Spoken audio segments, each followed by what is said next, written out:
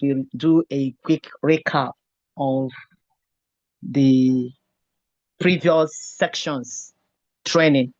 So let's remind ourselves again some of our key learning from the last section we had with Professor Moronike Opon. The floor is open for us to share one or two key lessons. Over.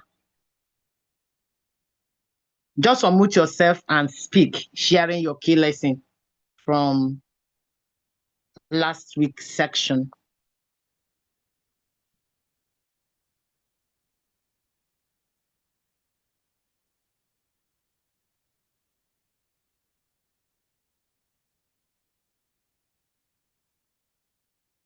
I don't need to call them, unmute yourself and share. We have Mustafa, we have Chibike, Gifta. I know that people will be joining. Good morning, everybody. Good morning there. Yeah, please, for last week, my takeaway were quite a handful. For instance, we were told that for every ethics research that we carry out, there is a body that must give the license or endorsement before people can even do that. So if people do side tracking, thinking that they can relegate and jump off that licensing body, whatever they do is null and void. And she gave us example that even the result of that research can never be used or published, because you cannot build nothing, you cannot build something on nothing.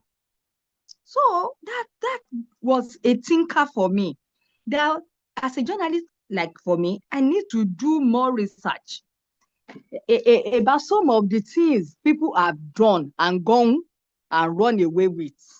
She even made an example of some at the UCH Ibadan. So that was a thinker for me that I can even discuss with some of my colleagues. That can we start looking into these aspects? Because it was the founder that actually pulled out of that research.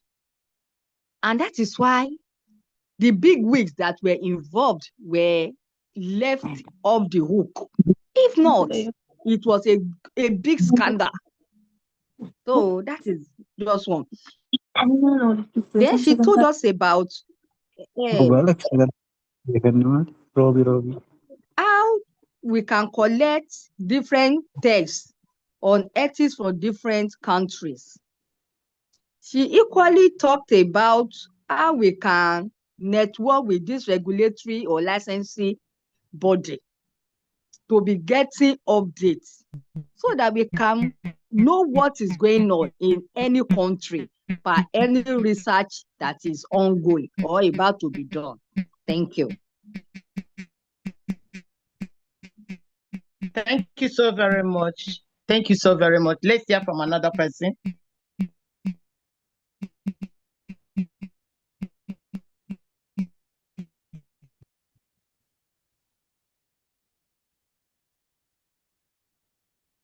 Yes, are you still talking? No. Okay. Oh, hang that off. Okay, let's hear our key take from sections that we had, the last week section we had.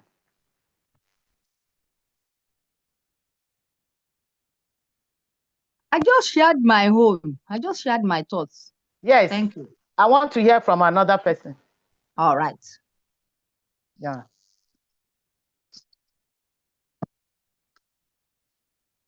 Gift, are you with us?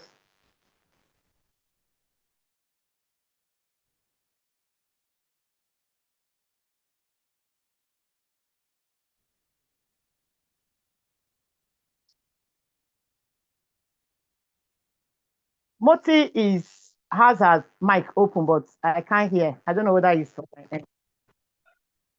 Is she speaking?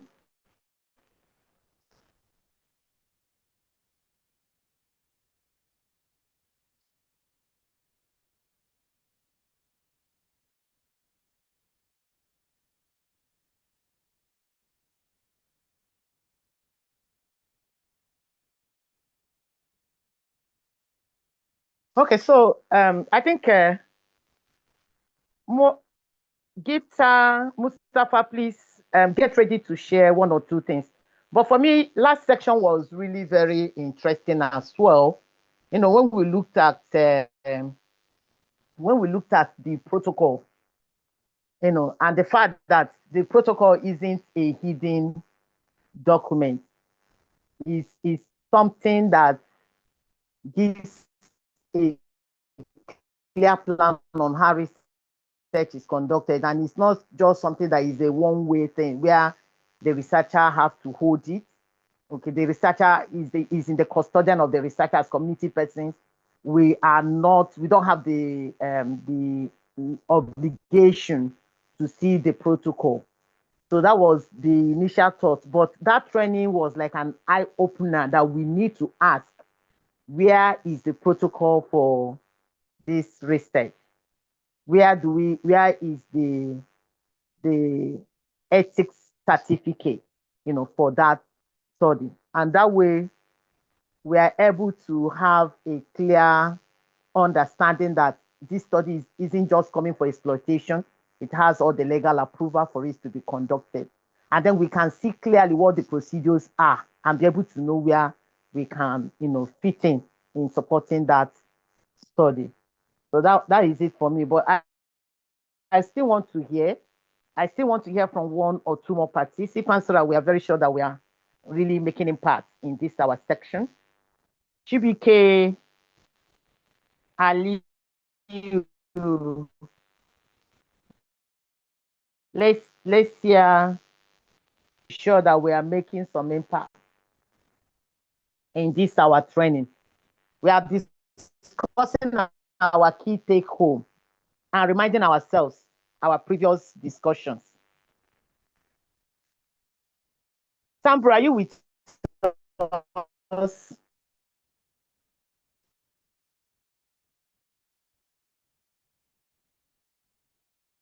God and Tambra, are you with us? Unmute yourself and share your key take home. Hello, yes, I'm here. Okay, please, want to hear your key take home from last week's section.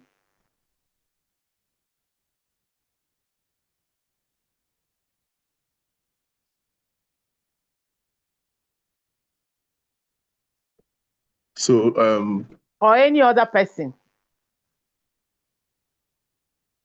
Okay, go ahead and speak, Tambro.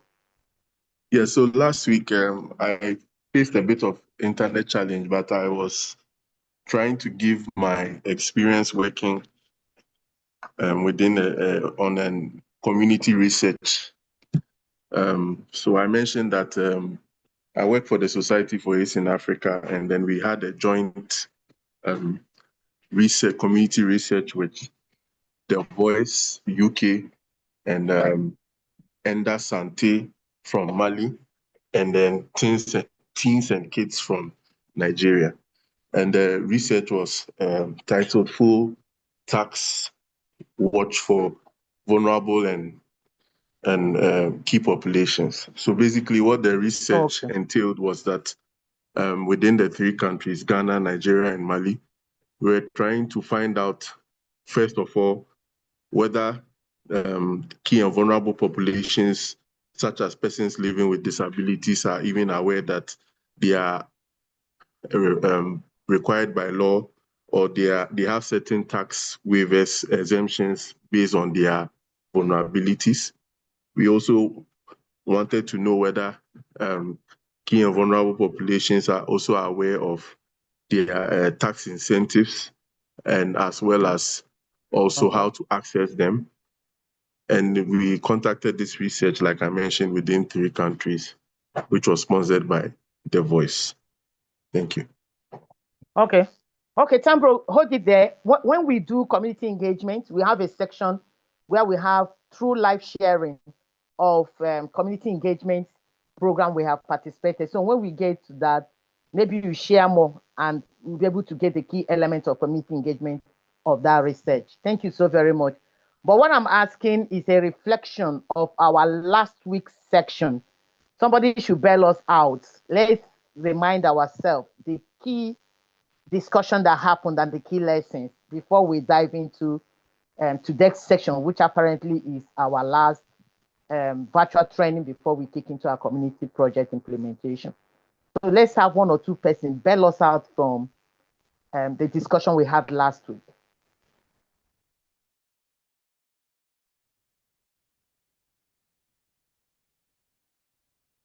Nobody wants to bail this group.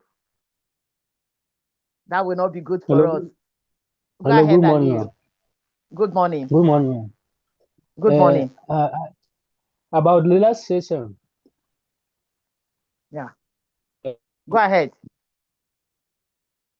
And the last session where you talk about vulnerable population research. Okay. Where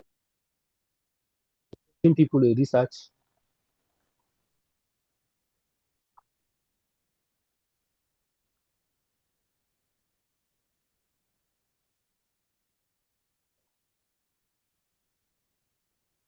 Oh, I think we have lost him.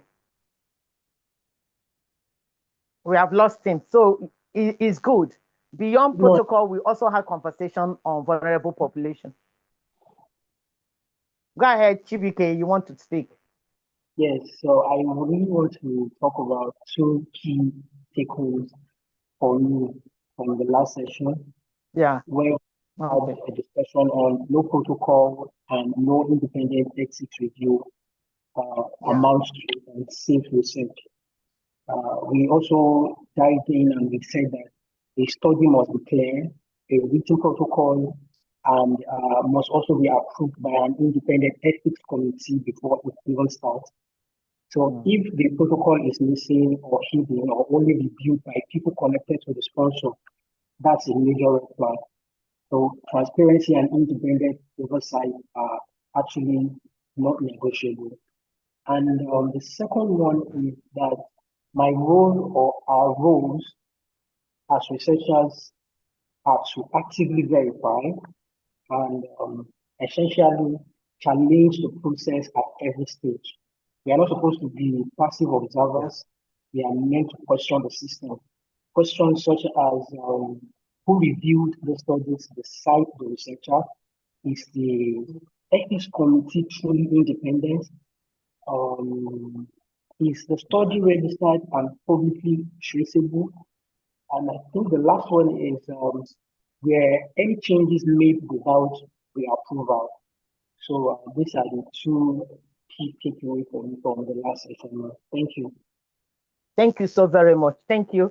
And also thank you, Aliu, that mentioned the vulnerable population. I think one of the key things that was very outstanding is the fact that every society have criteria that they use to define their vulnerable population. So the group that's identified as vulnerable population in Nigeria may not be the same group that are vulnerable in USA. So it's not about mentioning population, it's not about mentioning group, but using a defined criteria to state who is vulnerable and why they are vulnerable.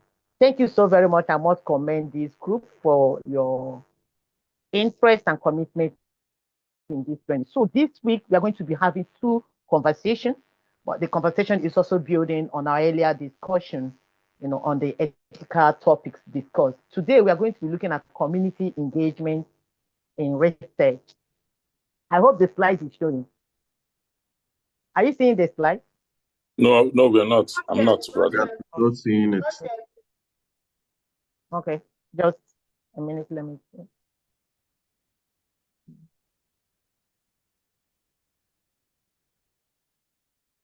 Loretta, please, I need to highlight that I'm in a so I'm going to be responding more through chats.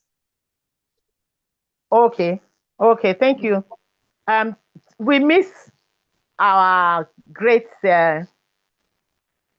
lecturer, trainer, experience sharer, words of experience and all that, but I'm excited that she's connected with us, which means that we will not totally lose her. So if you have questions and, her contribution will be coming through the chat. So we try to be on top of the chat dropping so we can read it out and everybody will learn from it. Thank you. Richard, please, do you try from your end from sharing? I don't know why this is the sharing has gone again.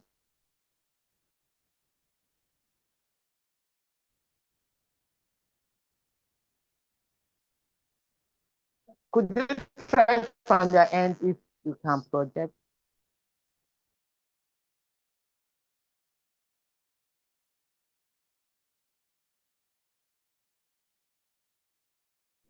Okay, ma, let me try. And with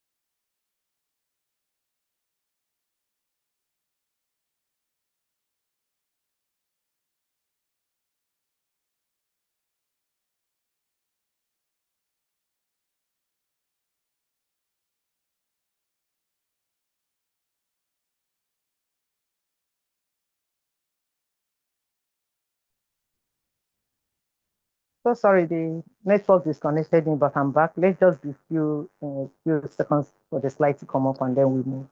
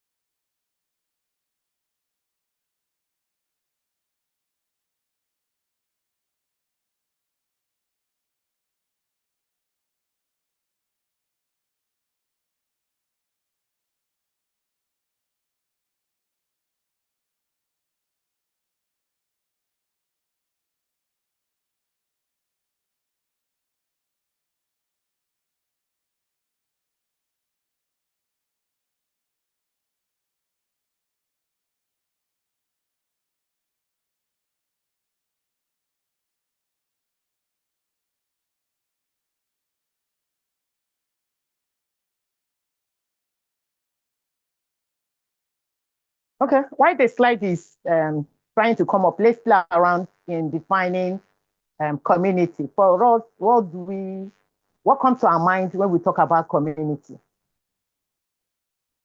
What do we define as community? So do feel free to unmute yourself and share what your understanding is for community.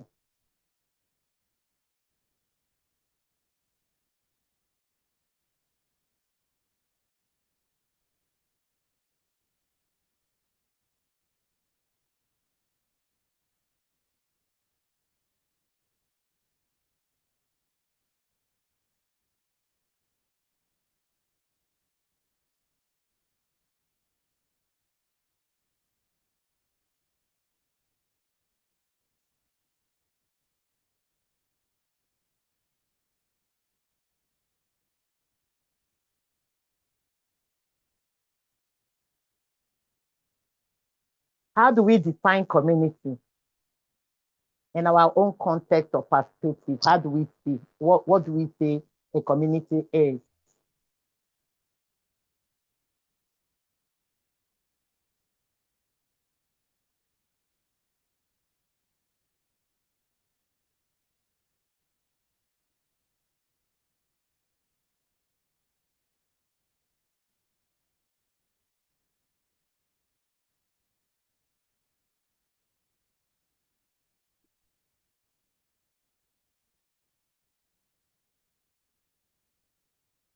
I hope everybody is with us.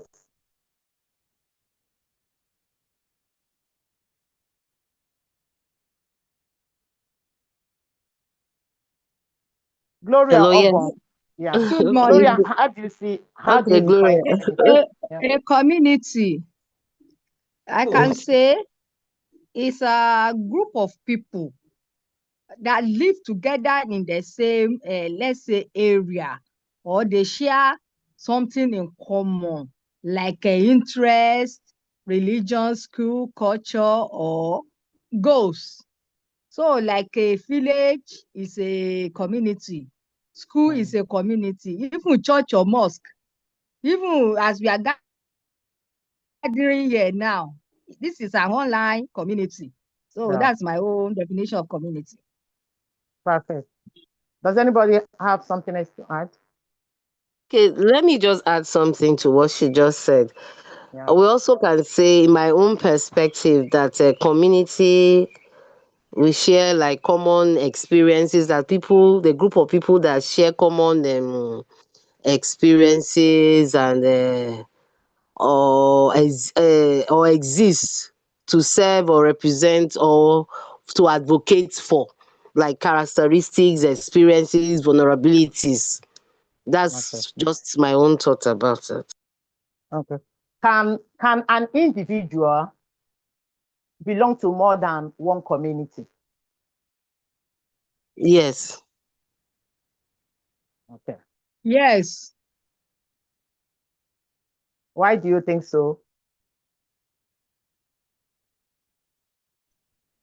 Okay. For me, an individual can belong to more than one community based on the need or different issues. Basically, based on the needs. Exactly. Maybe it could be healthcare, legal protection, social support, or something. Just based on that, on the needs or interest of the person at that time, at the time. Okay. Because human beings, we naturally interact. We are gregarious. We move from one place to the other. And whatever interest we are pursuing, so far we see like minds, we easily attach. And immediately we attach, we could become a community. Exactly. Exactly. So we do have changing life roles, changing experiences, and our values or interests may change at one point to the other, and therefore we find ourselves being in different communities, and sometimes even geographical locations, our vocation, religions, and all that makes us to fall into different categories of community at a particular time in life. And most importantly, now um, we have our virtual community, where people now engage, share values, and shape policies and practices without even coming physically to meet. We can see what the social media space is doing, and that's what a virtual community space can do. So a community, as rightly defined by one of us, it has to do with a group of people. They have their diverse characteristics, but they are linked by either a social tie, they share a common perspective, and they engage in a joint action in a defined geographical location or setting. But now, it's not just about geographical location or setting, also in virtual spaces.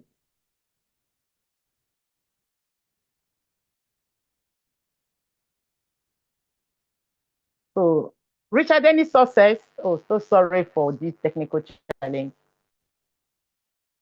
So sorry for the technical.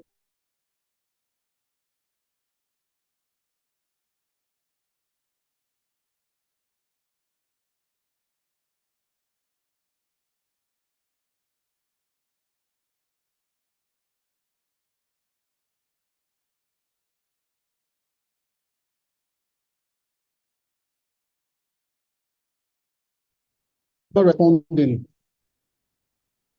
Sorry? It's not responding, ma.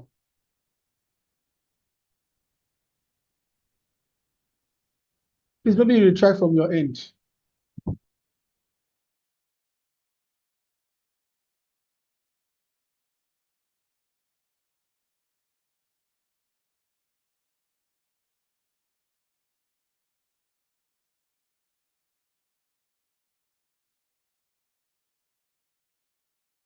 My end.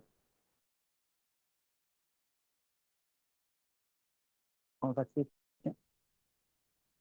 So let's now try to identify the common features. What are the common features of community? What are the common features that characterize a community?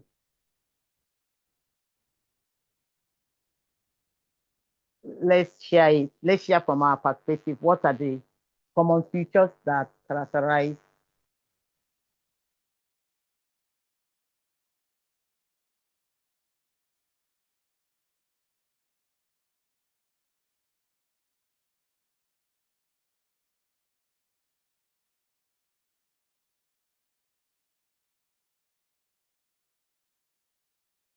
it?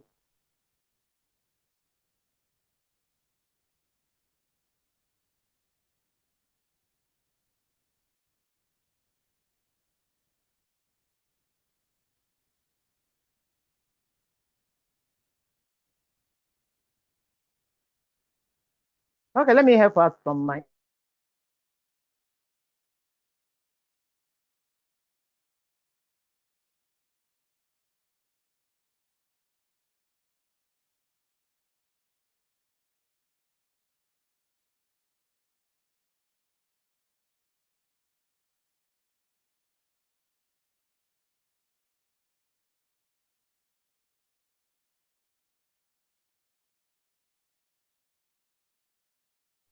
Hello?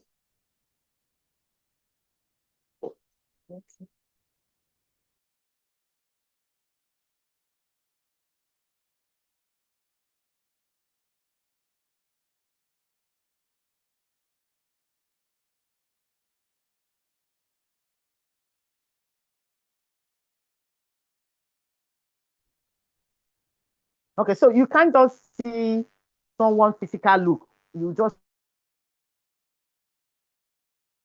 conclude, or this person must be a female sex worker. maybe because of the way the person looks. The people in their specific community identify themselves. There is that self-identity, okay? And they have a common culture and traditions. And they also have a common knowledge and history. Every community has the history. They know how they come about. Again, community have legitimate and political authority. They have a form of leadership. Sometimes we want to do things and we say, how are we going to reach them? I remember somebody asking me, how are you going to reach the MSM? MSM means men who have sex with men. I want to work with the MSM community. How are we going to reach them? Where do they exist? Every community is organized. They have their own leadership structure. They have their own coordination and engagement structure. So every community we want to work with, even people with disability, they have that kind of a system, a structure that organizes them and give them that form of leadership, even though the leadership, if it's not a politicized leadership, but within themselves, they know that this person is their leader. Go to this person, talk to this person. If you talk to this person, you'll be able to talk to the community. So we do have that. Every community has that kind of structure. Another feature of community is they do have representative groups or individuals. They have people that represent them. If you go to Igbo land, an Igbo community, and you want to enter that community, you should be thinking about meeting their Eze. If you go to Yoruba land, you should be meeting their Bale.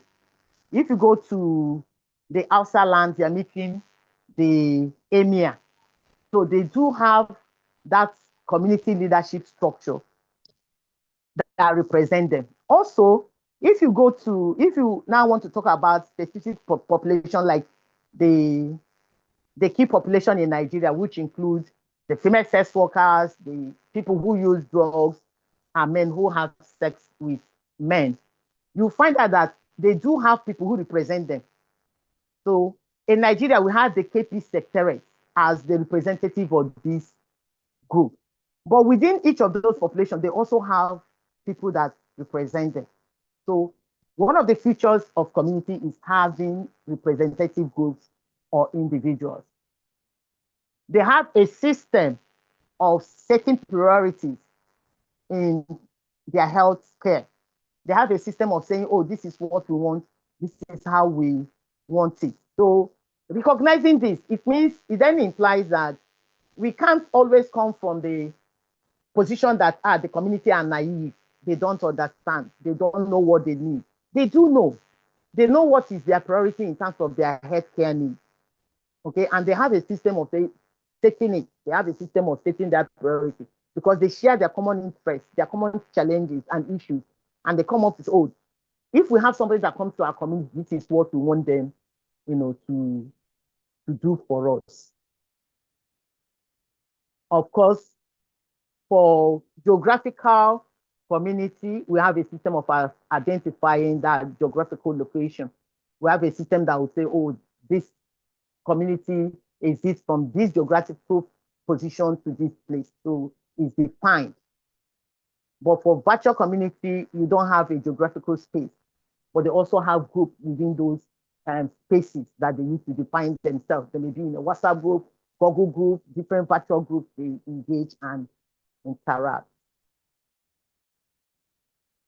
They have common economy or shared resources. They have common economy and shared resources. And also they have existing communication network, a system that they use to communicate. In our local communities, if there is need to share information, they use the gong. If it's my own community, they use the gong. They knock that gong in the evening when people would have come back from their markets, engagement, their farms and all that. They will do it. And they pass information. Once the gong sound, every community knows, they want to pass information. And people will come out and look out for that information they'll be able to hear. So we have a system Some people, they have a town hall meeting, they call for a town hall meeting, and every member of the community is expected to come for that meeting, and there they discuss and pass information about the issues. So every community has a system. If it is the LGBT community now, they have their virtual space where they engage and pass information. How do they organize their parties and all that? And people that are not within that population, they will not know that they are holding that party. It's because they have a system that organizes them in terms of how they communicate. So let's hear again, if from your own work with community, if you have observed other features that probably we did not discuss. Let's see. Okay, thank you. Thank you.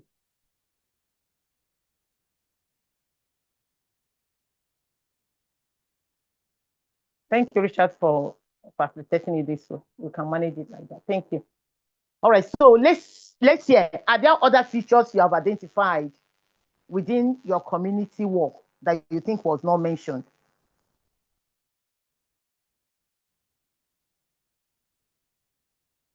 Are there other features that you think we didn't capture?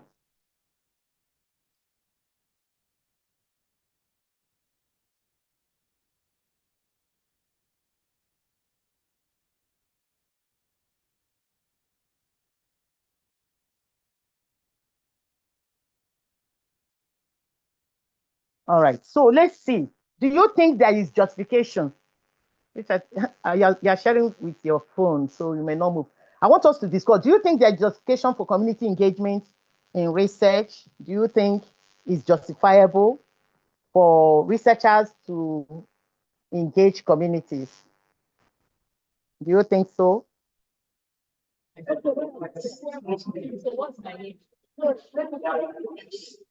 Okay, Chukwebuka, do you think, Nkechi Obot, can you mute yourself, please? Okay, Chukwebuka, you have the floor. All Mute right, yourself. yeah, good morning. Good morning. So right. I think, of course, it's very important to have community engagement, before the research, because when you engage them, because community research is, to either investigate why there is an issue or investigate, what causes the issue or how, it could be solved or something. So if those community is your target audience, that means you need to engage them, because it's almost like is that sometimes you need them for maybe their needs assessment against your perceived needs. So when you engage with the community, you are sure that you have their buy-in, they're interested in what you are doing, and they are also part of what they're doing, because I think that's the most important aspect of community engagement, to get their buy-in, so that you are sure that you are with them every step of the process, both from the pre, and then when you engage, community leaders, or like, most times they call them PG, like, from the Southeast here. Once you engage them, let them know your purpose. They already like your town criers or your focal persons or community influencers. So they help you, they make the work easier for you. And then so that, they also become agents of, communication and information. So that when you need people, so long as you carry them along, you are sure that, first of all, you are solving their problems, their actual needs. And, it makes it more like, a collaboration. Once you have the community, once you're engaged with them, you are sure that you are solving problem, and you are making sure that they are also part of that distance, so that when other persons are coming, you already know that, it becomes easy. They know that, this is the process. They can always be like, when these people came, this was how we did it. Why is your own different? They are even more informed, on how to do things. So I think for me, research, community engagement and research is key. It's very key. Thank you so very much. So You're another perspective around it is the contribution of cultural evolution.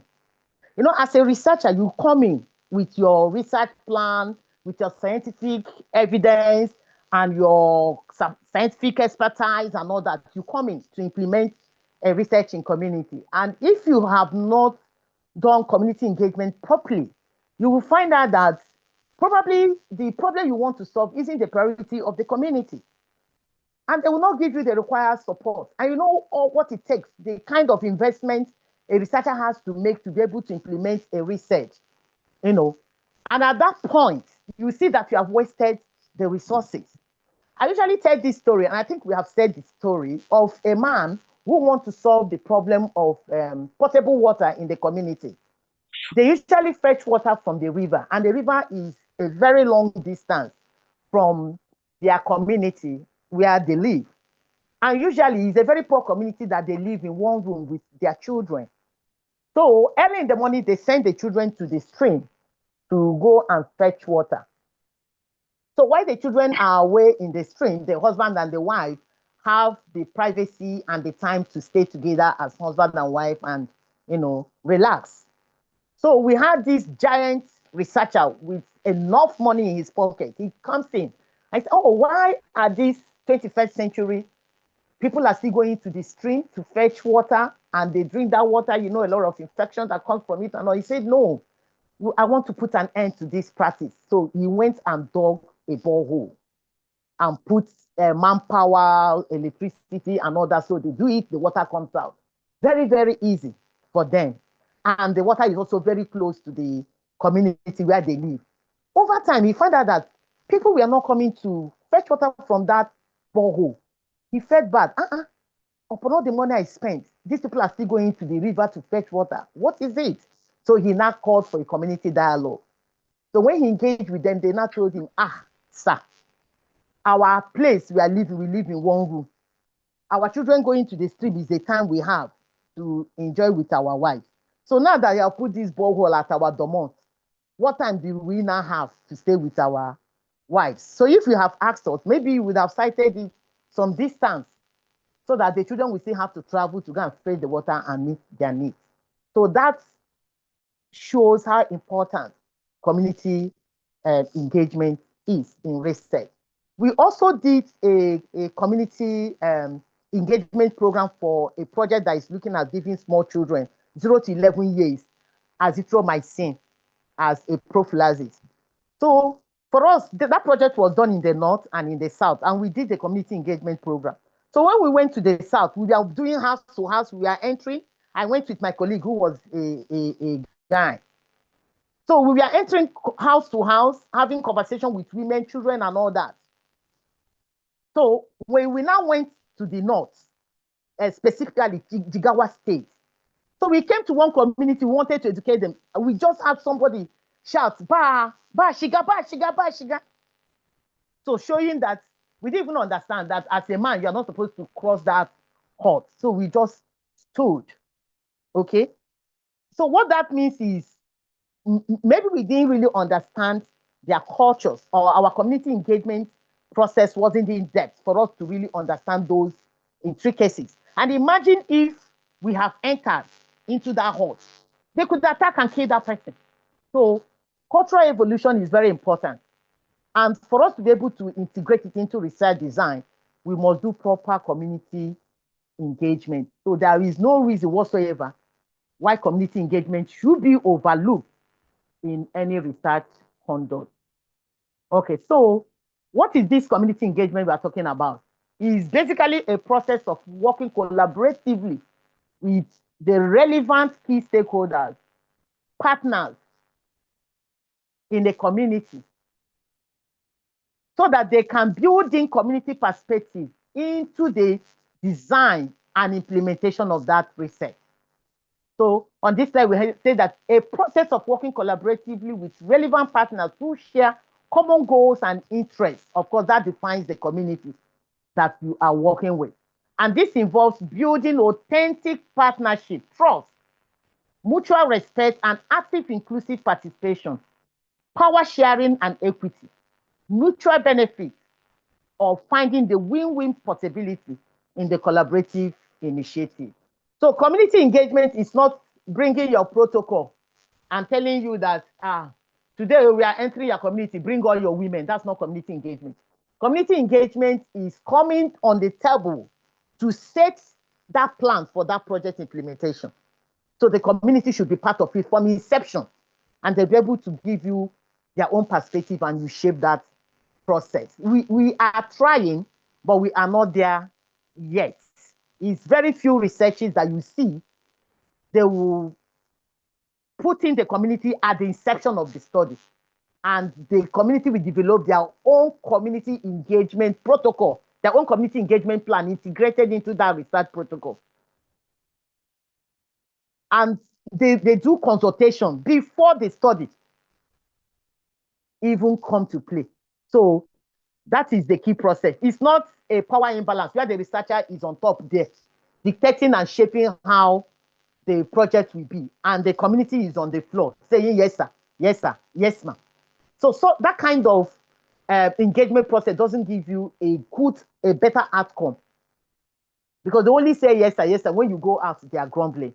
But when you put them on an equitable table and there is a power sharing, everybody contributes, we get a better result. We have a situation where you want to cite, okay, here, these are community. If you look at the picture on the screen, they are asking, where do we cite this clinical study? Where are we going to cite the clinic? Oh, the clinic should be in this place. They said, no, that place is not central. If you put it in that place, people that are coming down the north part of the community, they will find it difficult to reach. They will not say, okay, this is our central place. Cite the clinic, the study clinic at this central place. So everybody will be able to access it. That kind of idea will not come from the scientist who is coming with his scientific experts. So let's look at the moral questions for consideration in community engagement. Richard, move the slide a bit.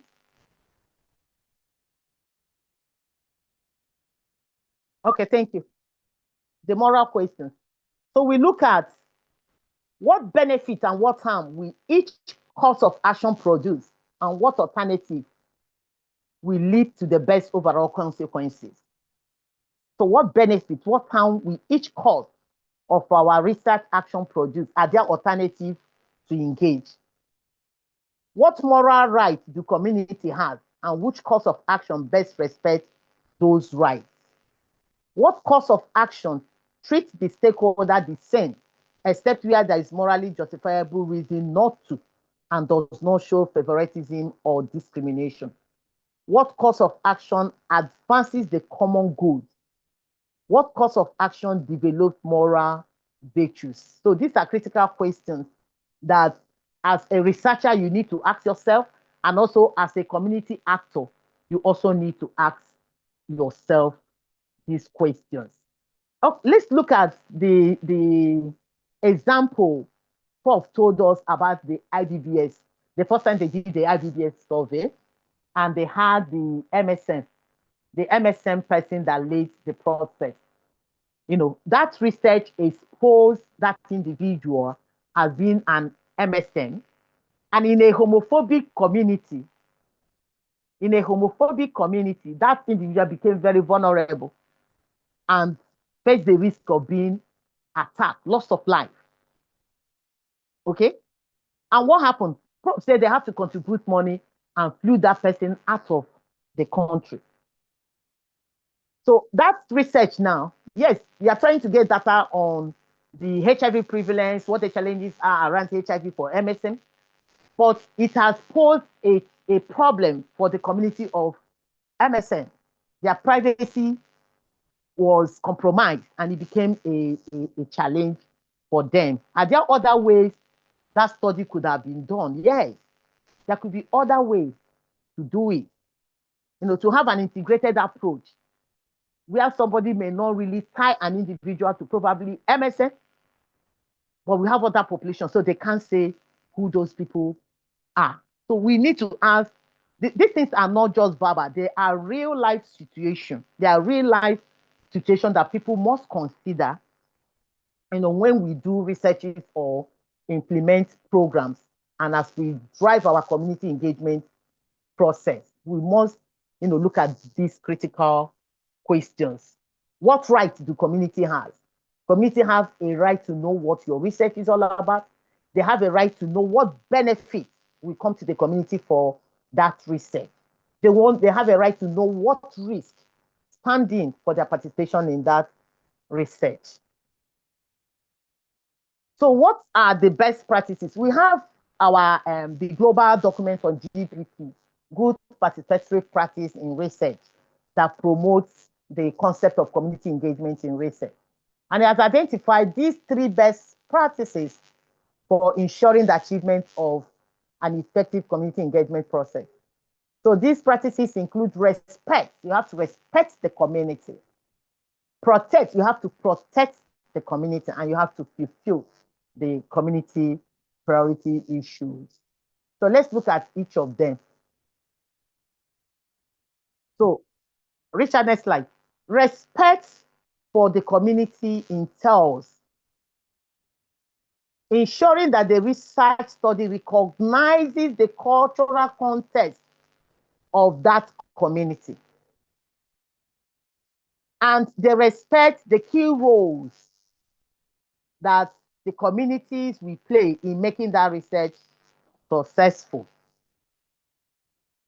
And again, that the communities are engaged as full partners at the point of the design and implementation of the research, as well as having that respect to have dissemination of that results. So we don't come in on the angle that the community is naive. We must understand the cultural context of that community, and we respect it. If you're doing an obstetric research in the north, and you have male doctor now, you have a male gynecologist that is manning that clinic, it's going to be a problem, because in the north, they are not comfortable to have a male doctor examine their wives and their female children. So if your research is sensitive to the cultural perspective of a community, from the inception of the design of that study, you have to make provision for a female doctor. That shows that you respect the community. But somebody that doesn't have respect, you say, after I'm giving them a favor, they're paying for this service. They are not paying for the service. If they want to come, let them come. If they don't want to come, that's their business. And you find out that you're not going to be doing good to that study. So if we do respect the cultural context of community, we must be able to integrate those cultural contexts into their conversation, into our research design, and even our program implementation. It's not about going to the community to collect data. If we respect that community, we should go back to that community and say, A, B, C are the key findings for this from our research. And moving forward, this and this are what you people should be doing in that community. You don't just collect it to get your degree, please your sponsors, and get your money. Part of the respect is giving back to that community. And almost all of us are really 40 of this. We rarely go back to the community to give them that feedback. Protect. The second guiding principle, protect. Protect. Richard, move. Every community that engages in research must be protected from harm. So protect ensures that researchers and community partners do all they can to prevent harm and protect the rights of participants. In our society where we have therapeutic misconceptions, where people think that every drug, every procedure that they offer them, they are doing them a treatment. It's a form of a treatment. They don't understand that sometimes some of these drugs or these procedures, they are still testing them as in research. So everybody comes in, free service, free drug. Everybody is rushing to be part of that process because they are not paying money. And sometimes there may be some risk attached to that procedure, and eventually everybody gets exposed to that risk. So this principle is saying that we must make sure that the community is protected, the research participants are protected, the community actors, the gatekeepers in that community must understand these basic issues and be able to ask critical questions to make sure that they protect their participants. And for me, I saw this clearly play out in our summer project in Kano. Imagine after the state consultation, they gave approval Everybody flew all the way from Lagos, Abuja, different places, and landed in Kano for us to start the community research process. And lo and behold, they said, no, you can't go in. We are afraid. Pfizer people came and pretended they were helping us, and all our children got harmed. Please, we want to do further discussion on this. Please, we want to look further into the literature and understand what this drug is all about before we can give you go ahead. We stayed, somebody like me, I stayed in the hotel for 1 week, 5 days, paying accommodation, hoping that we will get a go ahead approval. And eventually it didn't come. Everybody entered plane and went back to their respective places. So they continued the engagement process again until we now got approval to say coming. So it's because for Kano community, they are already somehow learned their lesson from what happened with the Pfizer Provan study. And they're saying, no, it can't happen again. We need all the necessary information to make sure that we protect our community and we protect the participants. And of course, it's the obligation of the researcher to also protect the research participants. And the ethics review process provide that opportunity to make sure that they look at that data before they give approval, making sure that that research does not protect and does not harm the participants and the community at large. So that's one of the principles of community engagement: protect your community, protect your participants. Okay, fulfill.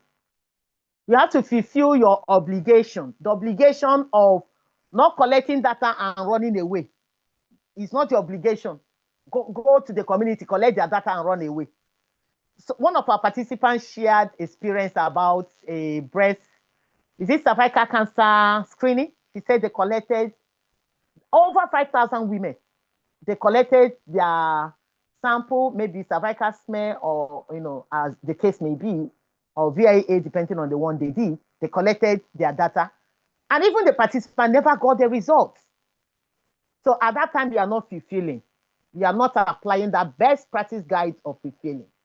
So fulfilling ensures that any community-related or clinical services offered during your research, it continues at the same quality once the research has ended, and that both researchers and community organizations build their capacity for future research and advocacy. So your research must fulfill of providing the needed care to your community. It must fulfill that obligation of giving back the community. If they need to know their results, let them know their results. Of course, it's their right. They should know their results. You should be able to set that standard that they will continue to receive the treatment even when your research has concluded. Like we did the SAM and azithromycin in Kano and other places.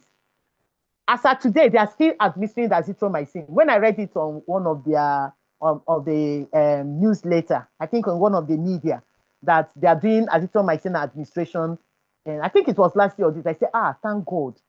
So after that study, they have found out that the study is helpful in improving the survival rate of children, and they have integrated it. So that is fulfilling. The research did not just collect data and go and give WHO and run away. They were able to integrate it into the health system of Nigeria so that children continue to receive that azithromycin. So what is it that we are doing as researchers? What is it that we are supporting researchers to do as gatekeepers? How are we fulfilling that responsibility of sustaining those good practices in our community? Or when the research goes, that's the end. People will not have access to the drugs again. So we now move to the principles that guide community engagement. There are basic principles that guide community engagement. This includes scientific and ethical integrity. So this principle is saying before any research should be conducted in the community, it must pass the scientific standard and it must also pass the ethical standard. That means that research is following the right scientific methods and processes to answer the research questions. And that research have passed through the ethical, rigorous process of review and is being certified okay to go on, which means ethically that research is respecting the autonomy of an individual, the respecting the autonomy of the community, is beneficial to the community, is not causing any harm, and there is distributive justice. So if that is the case, then that research have passed the first ethical principle of scientific and ethical integrity. And who makes sure this is observed? The ethics committee. And in the ethics committee, we as community persons can be part of that process. Okay, sorry, I've lost the slide, but it will come up again. So the second principle of community engagement is the principle of respect. I think we have talked so much around it, respecting the cultural values of your community, having mutual respect as co-partner in the research, the community and the researcher, bridging that power disparity that exists, and making sure that the community are recognized as critical and valued stakeholder in the conduct of that research. So when we have mutual respect, the research gets a better outcome. We will have mutual trust. The community will believe you as the researcher because they know that there is a mutual respect, between the researcher and the community. And of course, clarity of roles and responsibilities. It is very clear. This is what the community is bringing on the board. And this is what the researchers is bringing on the board. There is a clear rule. The community, you're going to serve on the community advisory board. The community, you're going to support the research literacy aspect of the study. The community, you're going to play a role in community mobilization. The community, you're going to support our key informant interview. The community, you'll be responsible for identifying the FGD participants. The community, you're going to have a monitoring role. Everything is very clear. So there's that clarity of role. Not a kind of feature that will say, they are doing community engagement. They will not say, come, you will help us rent canopy and chair. You say, it's 100,000, you give you 100,000, you be carrying canopy and chair, and you say it's role. That's not role. Renting canopy and chairs and getting wall, that is not role. You have to play that critical role in the key element of the research. Participant mobilization, how is it happening? The community should have key stars in that research that is driving that community mobilization and demand creation. So if a research observes that clarity of roles and responsibility, then is actually observing the third principle of community engagement, which is clarity of roles and responsibility. Autonomy. The community engagement mechanism must be independent. Must be independent of the researchers, and there should be no conflict of interest. That's why people like us from NAVMAS, we have argued, and we continue to argue it. The researchers themselves should not be driving community engagement. There has to be an independent body that should be saddled with the responsibility of community engagement. So that way, there is independency and there's no conflict of interest. So if the researcher is the one forming the community advisory board, the researcher is the one paying the salary of the officers, the researcher is the one defining research literacy and all that. There is conflict of interest already. They will not do it. And if the community themselves identify an issue, they will not be able to speak up. They can't challenge the research process because there is already a breach of autonomy of that community in that research.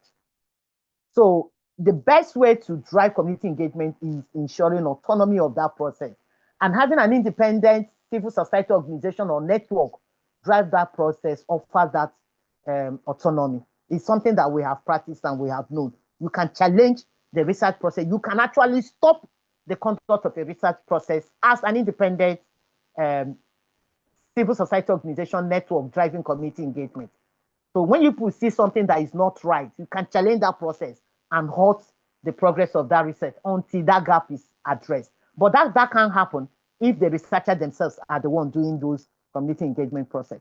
Of course, transparency. Transparency is something that supports every process. There has to be honesty, there has to be openness, there has to be clear communication on what the research process is all about. If there are money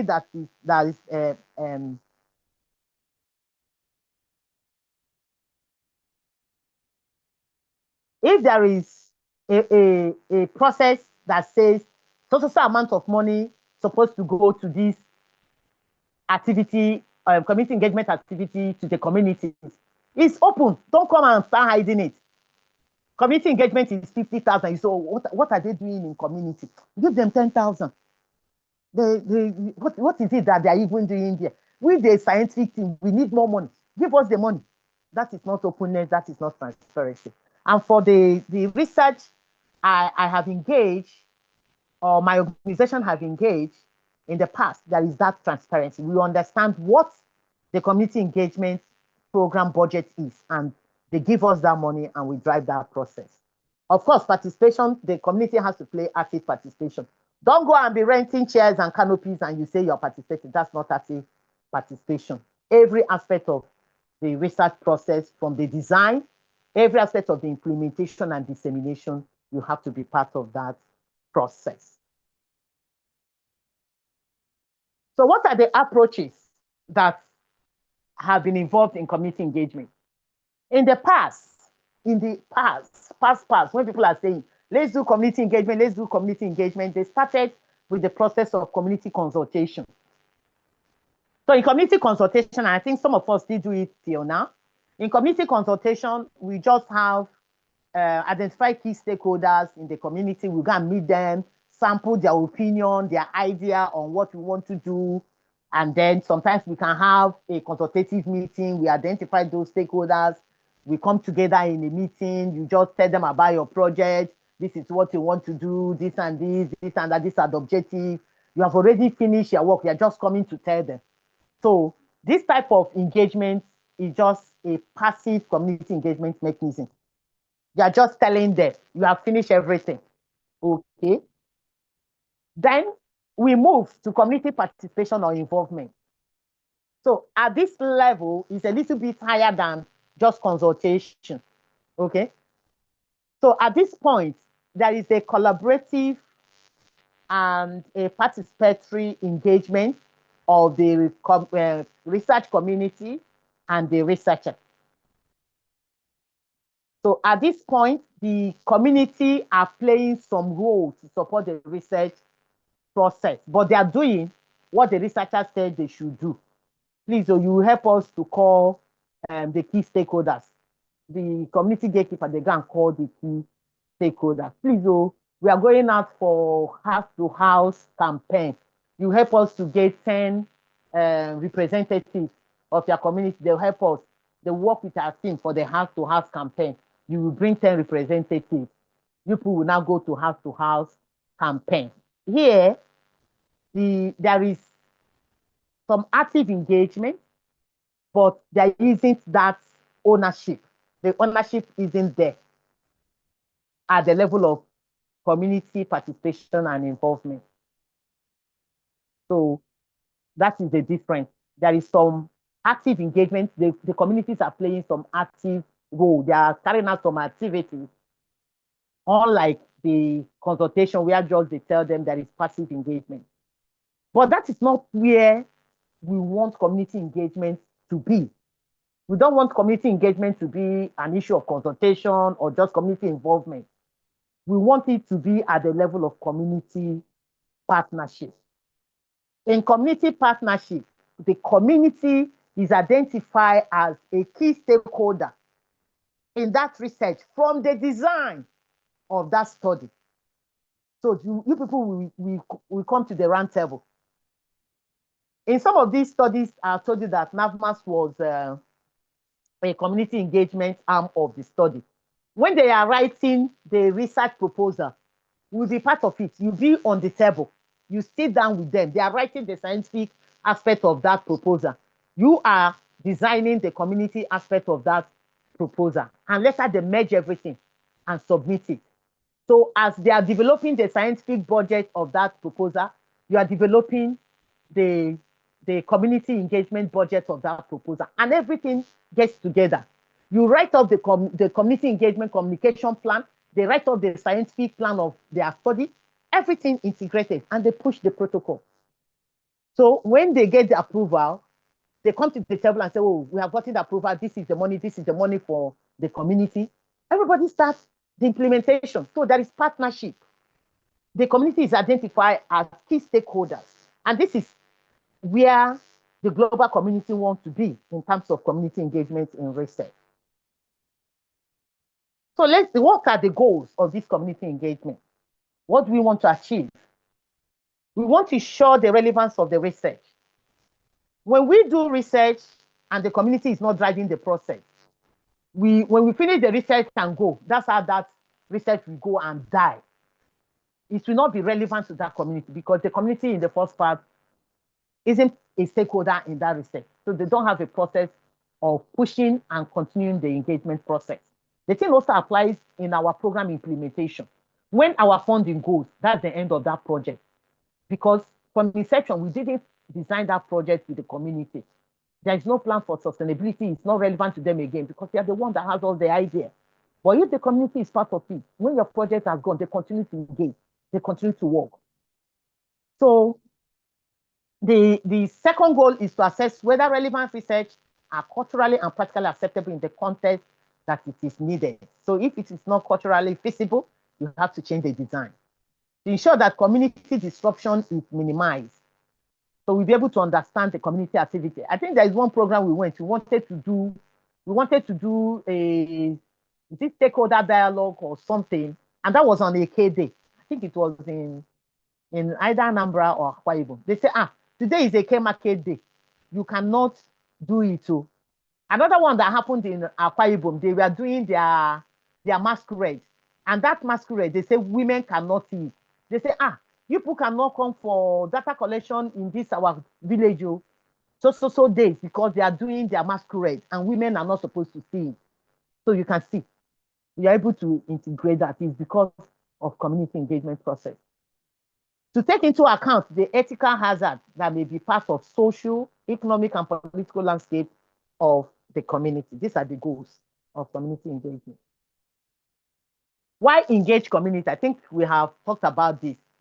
Chukwu Ebuka gave us an in-depth discussion why we must engage community. So in addition to our earlier discussion, it is critical that we engage community because when we engage community, it facilitates community entry.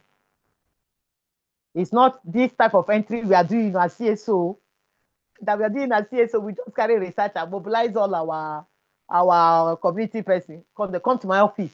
I need 50 MSM, call them to my office. They will come to the office, the researcher stands in front of them and give them questionnaire and start filling. They can't say no to you because you are their gatekeeper. Otherwise, the next project, you will not include them. That's not what we are talking about. We are talking about an effective community entry processes that recognizes the community structure, the community leadership, and the community values. Why engage community? It will help to uphold participants' rights. At least the participant will know that my community is part of the process, so they can't do anything wrong to me. It assists to ensure that the community and participant voices are heard and their needs addressed. I think there is one program we did, our VIV project, Richard, you remember, our VIV project was basically pushing for a gender responsive harm reduction, making sure that issues of women are mainstreamed into harm reduction program that Nigeria is implementing. And when we got to the field, the community told us that their problem is that they need source of income. It is not enough what we are telling them. We should teach them skill that they can use to be getting one or two money into their pocket. Anyway, this is not part of our project too. This is not part of the budget line that we have. we have to go inward and we say, what do we do? We can't continue to run this project for 2 years and we are not meeting their needs. Every day we go there, they're telling us the same thing. So what we did was to look for money from, within the project, and we organized some small skills training. And some of them are running that skills today. We also had challenge where they're telling us, you are telling us about good health practices.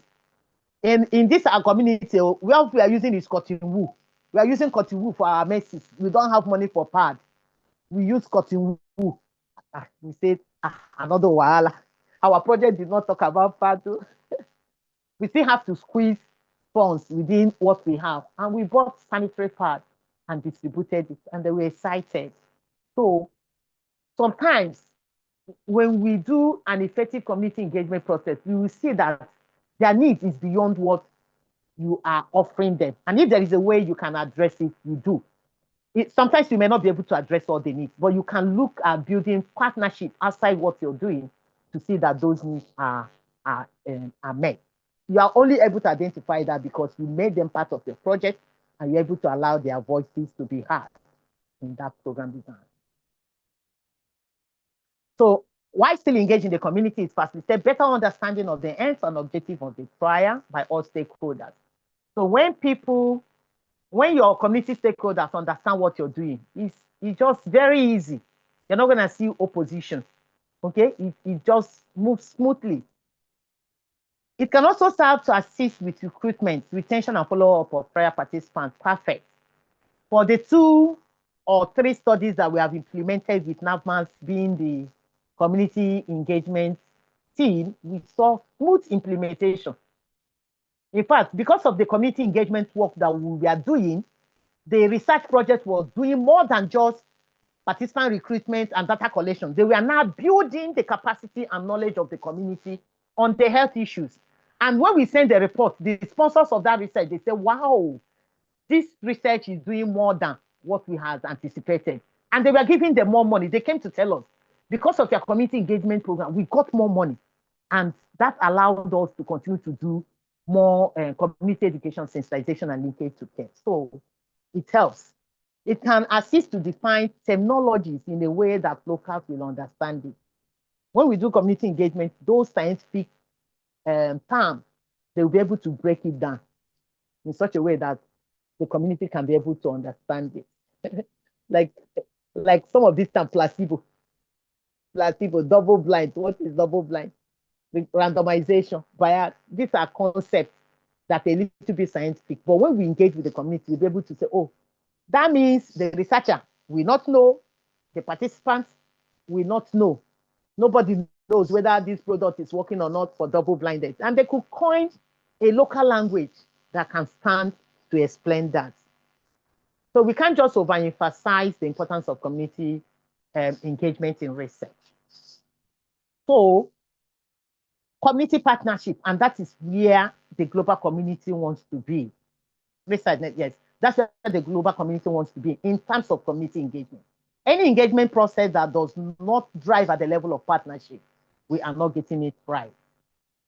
So real partnership needs to work for all partners, the researcher, the community. Everybody has to be at the same level ground. We bridge that power play between the researchers and the community. We break it down and everybody is at that level. And for us to do this, we must network with the community, even at the point of designing trials, designing projects. The community has to be there and we will shape it.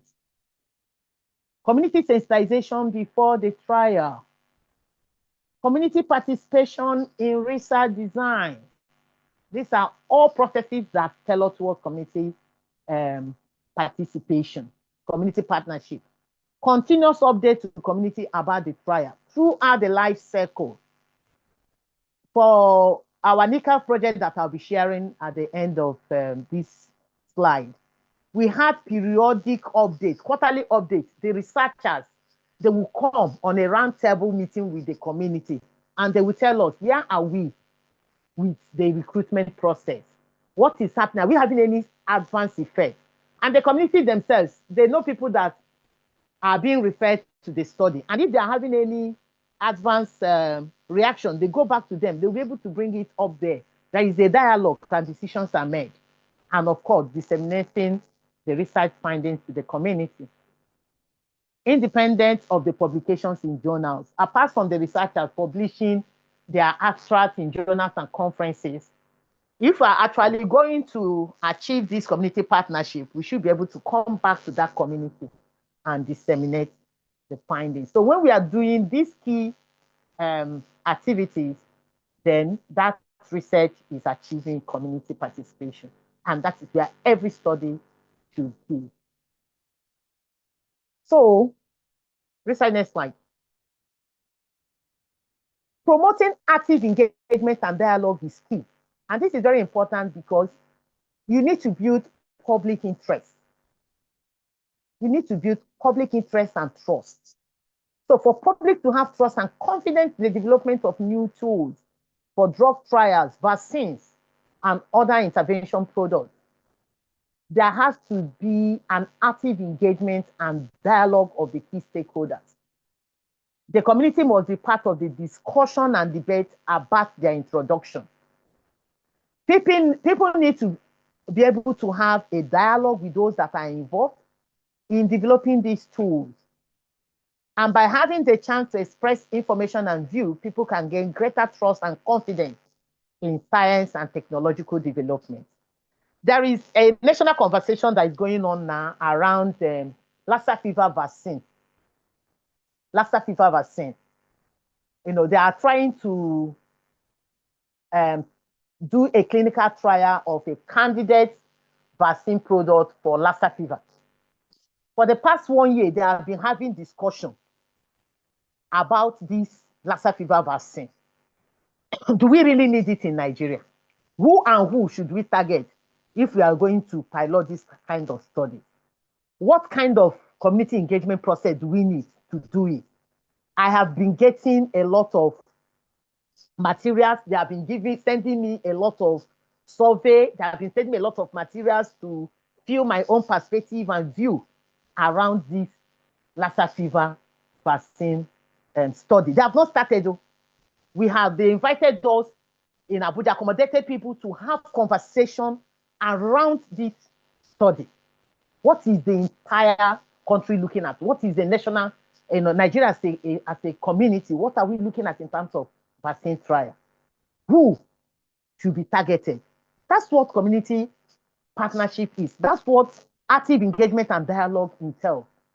So by the time they now say they are starting Lassa fever vaccine trial, it's not going to be a problem because the community, Nigerian community, have come together and they have mapped out strategies how they can drive community education, how they can watch out for misinformation, misconceptions around the study, what they can do to make sure they control it because there is active dialogue. But if you don't have it and you go on the field, before you know it, rumors come up and the whole money that has been invested in the research becomes a waste. So promoting active engagement and dialogue is very critical, especially if you are developing new drug products or interventions. Okay, so community engagement is not without challenges. There are challenges that researchers face. There are also challenges that the community stakeholders also face around this process. So for the researchers, one of their challenges is for them, they are looking at how do they facilitate a consultative process during the protocol development. I've attended meetings where some institutions that conduct research, they will ask the question, who do we engage? Especially when CSOs raise the question around engagement process. They ask, who do we engage? If we want to do a research for the research on HIV and we're looking at CSO engagement, who do we engage as the CSO actors? Do we engage individual CSO? Do we have an organized CSO group? That way we engage them is a true representation of the CSO community. So this has been their challenge. You'll find out that they will come and say, oh, the CSOs and the communities we are engaged. And who are they? Maybe they have one or two organizations that they are friendly with. They call them to say, come and be in that research. And when they are reporting, they say the community has been engaged. So those 1 or 2 CSOs that they have engaged, are they true representative of the community? Do they have a feedback mechanism that allow other members of the CSOs, to know what is happening, so that they can beat their chest and say, yes, there is due CSO engagement in that process. So this has been a challenge for the researchers, but I don't blame them. It's we CSOs that need to organize ourselves, and then we have true representation and a true engagement process. How to avoid information disclosure about proposed research. So sometimes they are afraid. They used to think, oh, maybe they will steal the idea. Maybe they will share the information in the public. We don't want the research to go to the public. If we share this protocol, wouldn't they start disseminating it across the public space? So that's why sometimes you see them say, we don't, the protocol is not, you're not supposed to have it, because they have this fear of sharing the information to the public. But we have what we call shared confidentiality. So if any aspect of the study requires a shared confidentiality, the CSO partners that are working on that project should be able to maintain that shared confidentiality. How to actively involve the community in research conduct. That has been also their challenge. Of course, we can circumvent this if the researchers themselves are willing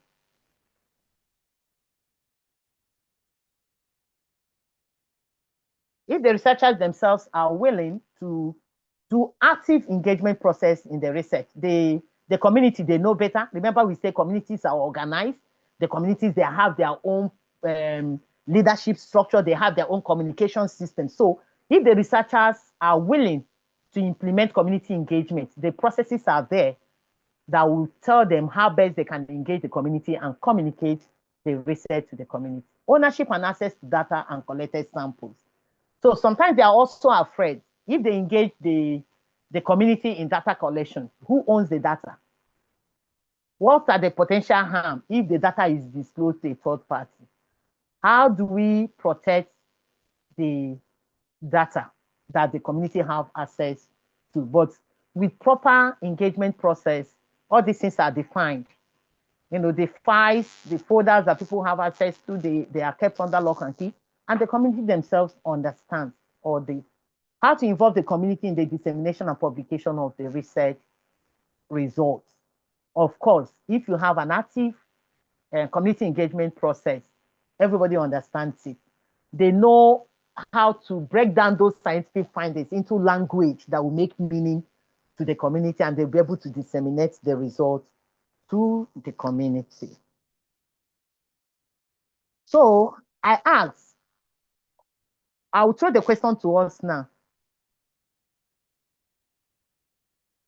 Do you people think communities have challenges with community engagement process? If yes, can we share? What do you Sorry, think? Florita, your slides, they're not showing. Thank you. Yeah, thank you, ma. Richard is trying to upload them back. He's trying to put it back. So the floor is open. Let's hear.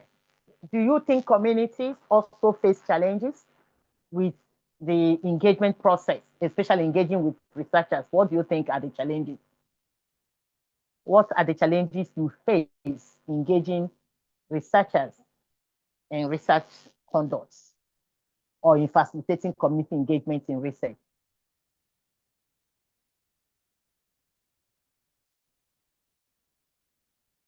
What do you think are the challenges?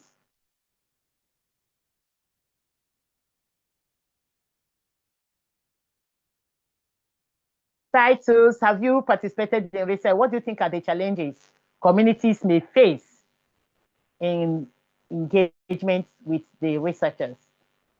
Titus, unmute yourself and share.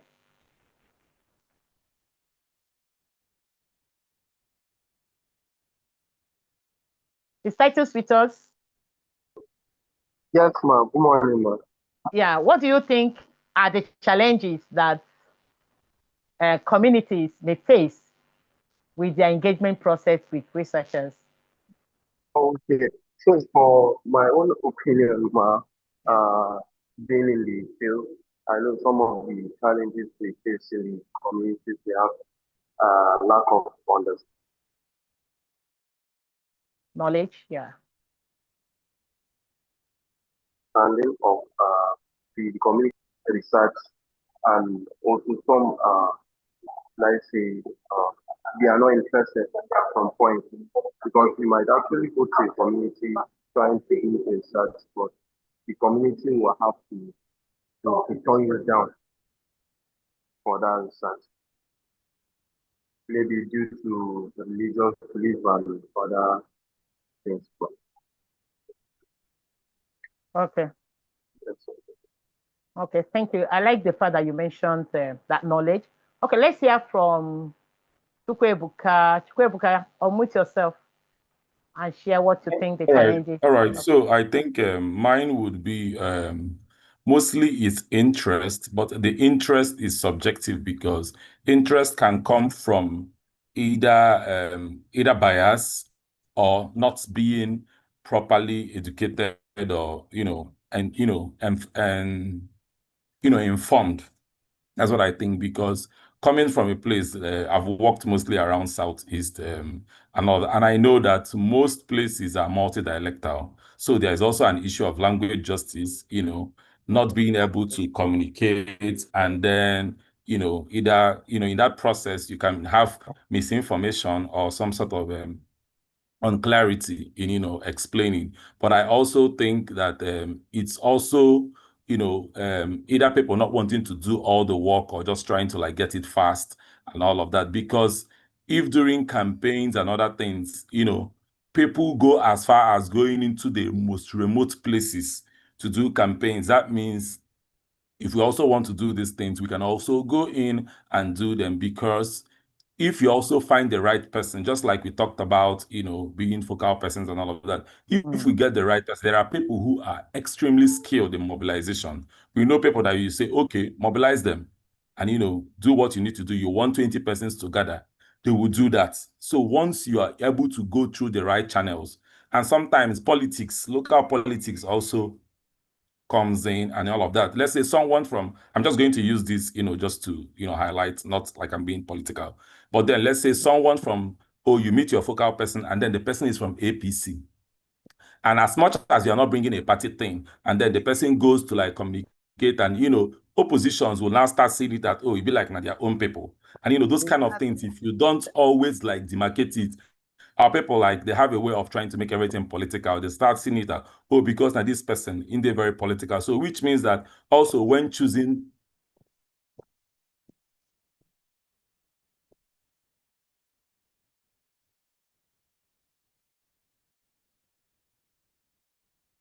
It's like we have lost Chukwebuka.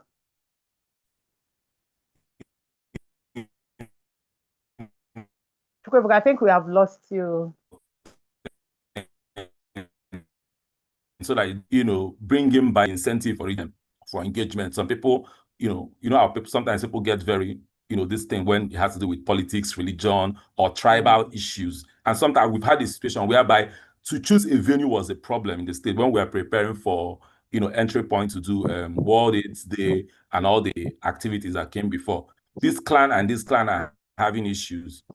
And we choose a location here because they have a more conducive place, and they have all of that. And then the other people are like, if it's going to be here, they will not come. So you see that in that situation, you need to also look for a way to pet their egos and strike a balance. So at the end of the day, we removed it and brought it to a central location that now made the organizers, the state and all of that, to not have to like rent chairs, canopies. Whereas if we had used it in any of their places, we will not use to spend those resources. So these are some of the issues, that come in community engagement. And if not properly handled, you can finish doing it and it causes more issues, or even in the process, people lose interest because of the persons involved or their perception. And then sometimes you look also, if you cannot go through the local structures, you might go through the church structures. We've had times that we've had to engage religious leaders, talk to the imam, talk to the, Christian folk, and, all of that, strike a balance. Either we bring them all together or you do it separately. So, but it has a lot of complexities that just requires you to, each time you do it, you also learn from the experience, and so that's what I feel. Perfect. Thank you. Perfect. Thank you so very much. This is great experience shared. So let's hear from Chibuike. Thank you. Okay, so part of the challenges that the researchers might face with the community, I believe, includes the fact that there will be a fear of stigma or disclosure. I mean, in sensitive cases of researches where it involves HIV or GBV or sexual health, participants may actually fear being judged or exposed or discriminated. Again, there's this research fatigue thing that can easily set in places where communities are frequently studied. They might become tired of repeated surveys with no visible change, especially in common areas like the urban areas in most parts of Lagos State. Then another part that really raises eyebrow is the unrealistic expectations. So most communities may expect immediate financial or material benefits as the research or the intervention is being carried out. And when these don't happen, it strikes this disappointment that leads to disengagement. So that would be my contribution to what I believe will be the challenges that the researchers might face in the community. Thank you. All right. Thank you. Thank you very much. I think all of us have really done justice to it. So, Richard, we have lost the slide again. So, as earlier discussed, the challenges is the issue of research literacy. Most of us in the community do not really understand some of the basic issues around research. So, trying to dialogue with the researchers creates a huge knowledge gap. And you find out that the researchers are the one talking. The communities are only listening because they are not other literate. I remember NAVMAS doing a lot of investment on research literacy. We did training for CSOs on research literacy. We even developed some simple field guide manual that they can use to drive community research literacy in their various constituencies. And over time, we find out that people became more empowered. They could engage with researchers and ask critical questions. But that has been a long time. If we really want to bridge that gap, there has to be investment in research literacy at the community level. And the CSOs can really play a whole lot of role if they are empowered. They can start integrating it. And when they're talking about HIV, they're talking about issues of research. When they're talking about malaria, they're talking about issues of research. When they're talking about other health-related campaign issues, TB, cervical cancer, and all that, we're integrating those research literacy topics, and that way we build the community. But so long as communities are not research literate, it continue to pose a whole lot of challenge, having an effective dialogue with the researchers. So somebody also talked about the issue of stigma, especially for diseases like HIV, TBs, and other stigmatized infections. The community becomes skeptical around their conversation. In the early days, I remember when they say, these are HIV people, these are HIV doctors, these are HIV nurses, these are this. So that's when they come, the community are scared, as if they come to engage in that conversation, that they are already getting the infection. So, and the participants that want to ask critical questions to understand the research process, they're also scared. By the time I ask 2 or 3 more questions, they will be thinking, why is she interested? Could it be that she's living with the infection or the family are living with the infection? So that tends to mar the ability of an active engagement process in researches like that. And sometimes as well, participants want to make sure if I engage in this research, hope it doesn't expose my identity, especially for key populations like MSN. Hope it will not expose my identity. So these are issues. and also how to ensure shared responsibility. We don't want to continue to be OES member.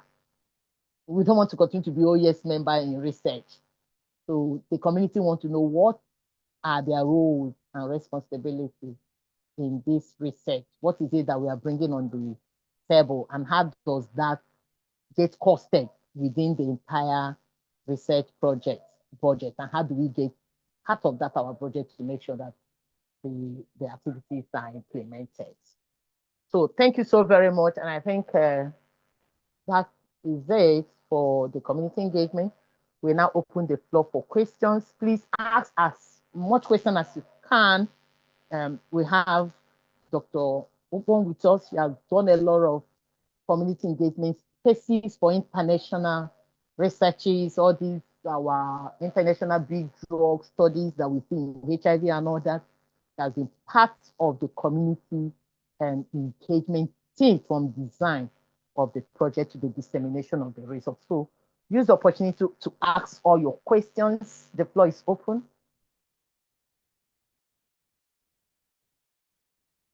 Okay, Chukwebuka, your hand is still up. Is there anyone or old one?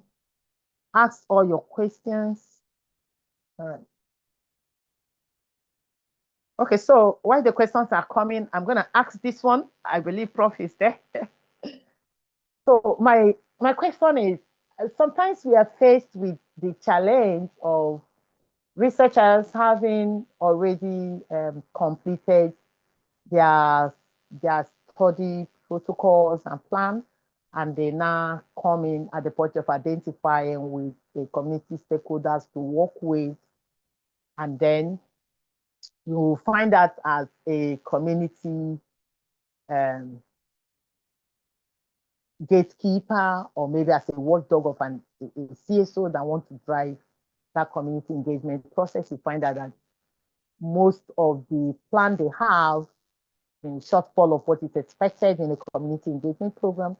And when you push, to say, oh, this cannot be feasible for the community engagement program, I think the budget is not quite right.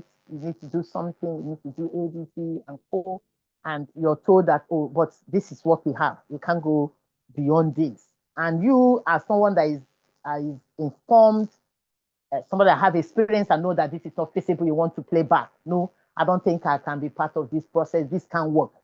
But the next few weeks, you're hearing that they're already doing that project, and maybe another organization has taken up that role, irrespective of the fact that the budget doesn't really reflect what is expected, and the project goes. So what do you think that we can do in such situation?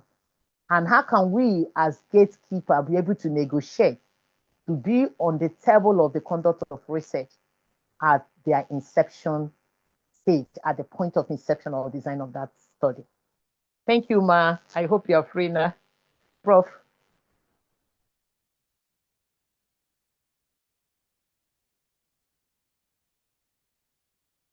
Oh, I hope Prof is with us. Oh, she's not with us. Okay, friends, let's discuss the question I posed. If there are no other questions, let's discuss the question I posed. What do you think we can do as CSOs, watchdogs, when we have studies come up to us that they have already finished everything, and you know that this is not right? What do you do? When you say no, the next NGO picks it.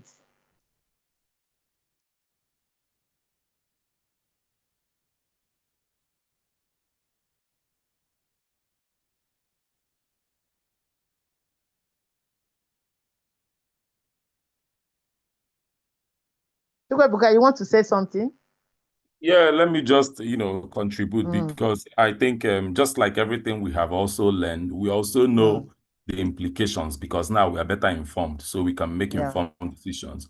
So when, just like, the typical saying, not all that glitters is gold. So you already know that you're an institution, you have something to protect. And then it doesn't just end with one project. So is it better for you to get into a project that, that will mar you when you've already seen the signs? So it's also good, the right thing to do is to walk away from it And if there is possible, if there are institutions that you need to write to, maybe not really like trying to escalate it, but trying to put it out there that, oh, this is what the situation is. And, if there are going to be correspondences, let them have some digital footprint. Let there be, online this thing when they write you, and you can also write them. So sequel, even if it's an oral conversation, make sure that it's on, there is going to be evidence. Go back to an email, tell them, oh, sequel to the conversation we had, orally, we are trying to do a follow-up to say that, oh, based on these and these, we cannot, do this, and then if there are people you need to put in the copy so that there is evidence, and something like just to put yourself, don't put yourself rather in harm's way. So I think that's just the best thing. We should also learn, to walk away from certain things. It's not really everything that you really must do, because at the end of the day, you are jeopardizing yourself, you are jeopardizing the community, and then, you are bringing a bad name to the CSO space. So that's my submission. Thank you. Thank you so very much. Thank you. Richard, can you put up the slides? Any more questions? Any more questions? Okay, let's look at 2 models, and then people can share. I think Tambro was sharing in the morning, so you have opportunity to share your experience on the study that was conducted in the 3 countries. So we can look at what the community engagement process is like. Richard, please, can you share that slide again? Let's look at the 2 models. I want to discuss move to the next slide, yes. We have the Nigerian-Canadian collaboration on AIDS vaccine project, community engagement program. So this study, they are not trying a candidate vaccine product, but they are trying to build the capacity of our research labs, the clinical team, and characterize the population of serodiscordant couples for a possible vaccine research. So this study was conducted in Plateau State, and NAVMAS had a full engagement as the driver of the community engagement aspect of that study. So we had our community engagement plan integrated, and there is a study protocol around it. And good thing, we also did a publication. We published the community engagement aspect of this NACAP study on peer-reviewed journal. So you can see that community engagement is not a play. If done very well, you could also see yourself showcase what the community can do in supporting research conduct. So what did we do? We had a state level, a state stakeholder consultation. Remember I told you this was done in Plateau. So we had a state level stakeholder consultation and engagement process, the Commissioner for Health, the PLASVEREC, the Plateau State AIDS Control Agency, the research team as PLASVEREC, IHVN, and all that. So we had that state level consultation. So we now went down to the community level consultation, where we had all the different community stakeholders, the religious leaders, the traditional leaders, and the civil society groups, the line ministries. I was searching if I can. No, Richard, go back. The NICAV I'm discussing. I'm just discussing. It's just a discussion we are doing. So we had the civil society organizations group and all that. And then we had the research team, the scientific team. They were there speaking specifically every aspect of the study, how many times the participants are expected to visit the clinic, the blood samples they are collecting, monitoring HIV status among the serodiscordant, the privacy of every ethical issues was discussed. So we had civil society organizations that were identified. I think we had about 20, either 20 or more civil society organizations in Plateau State that were engaged to do community education on NACAV, community education on HIV.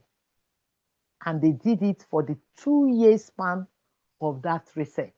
So you can imagine the wealth of investment that happened. So we also had the media team.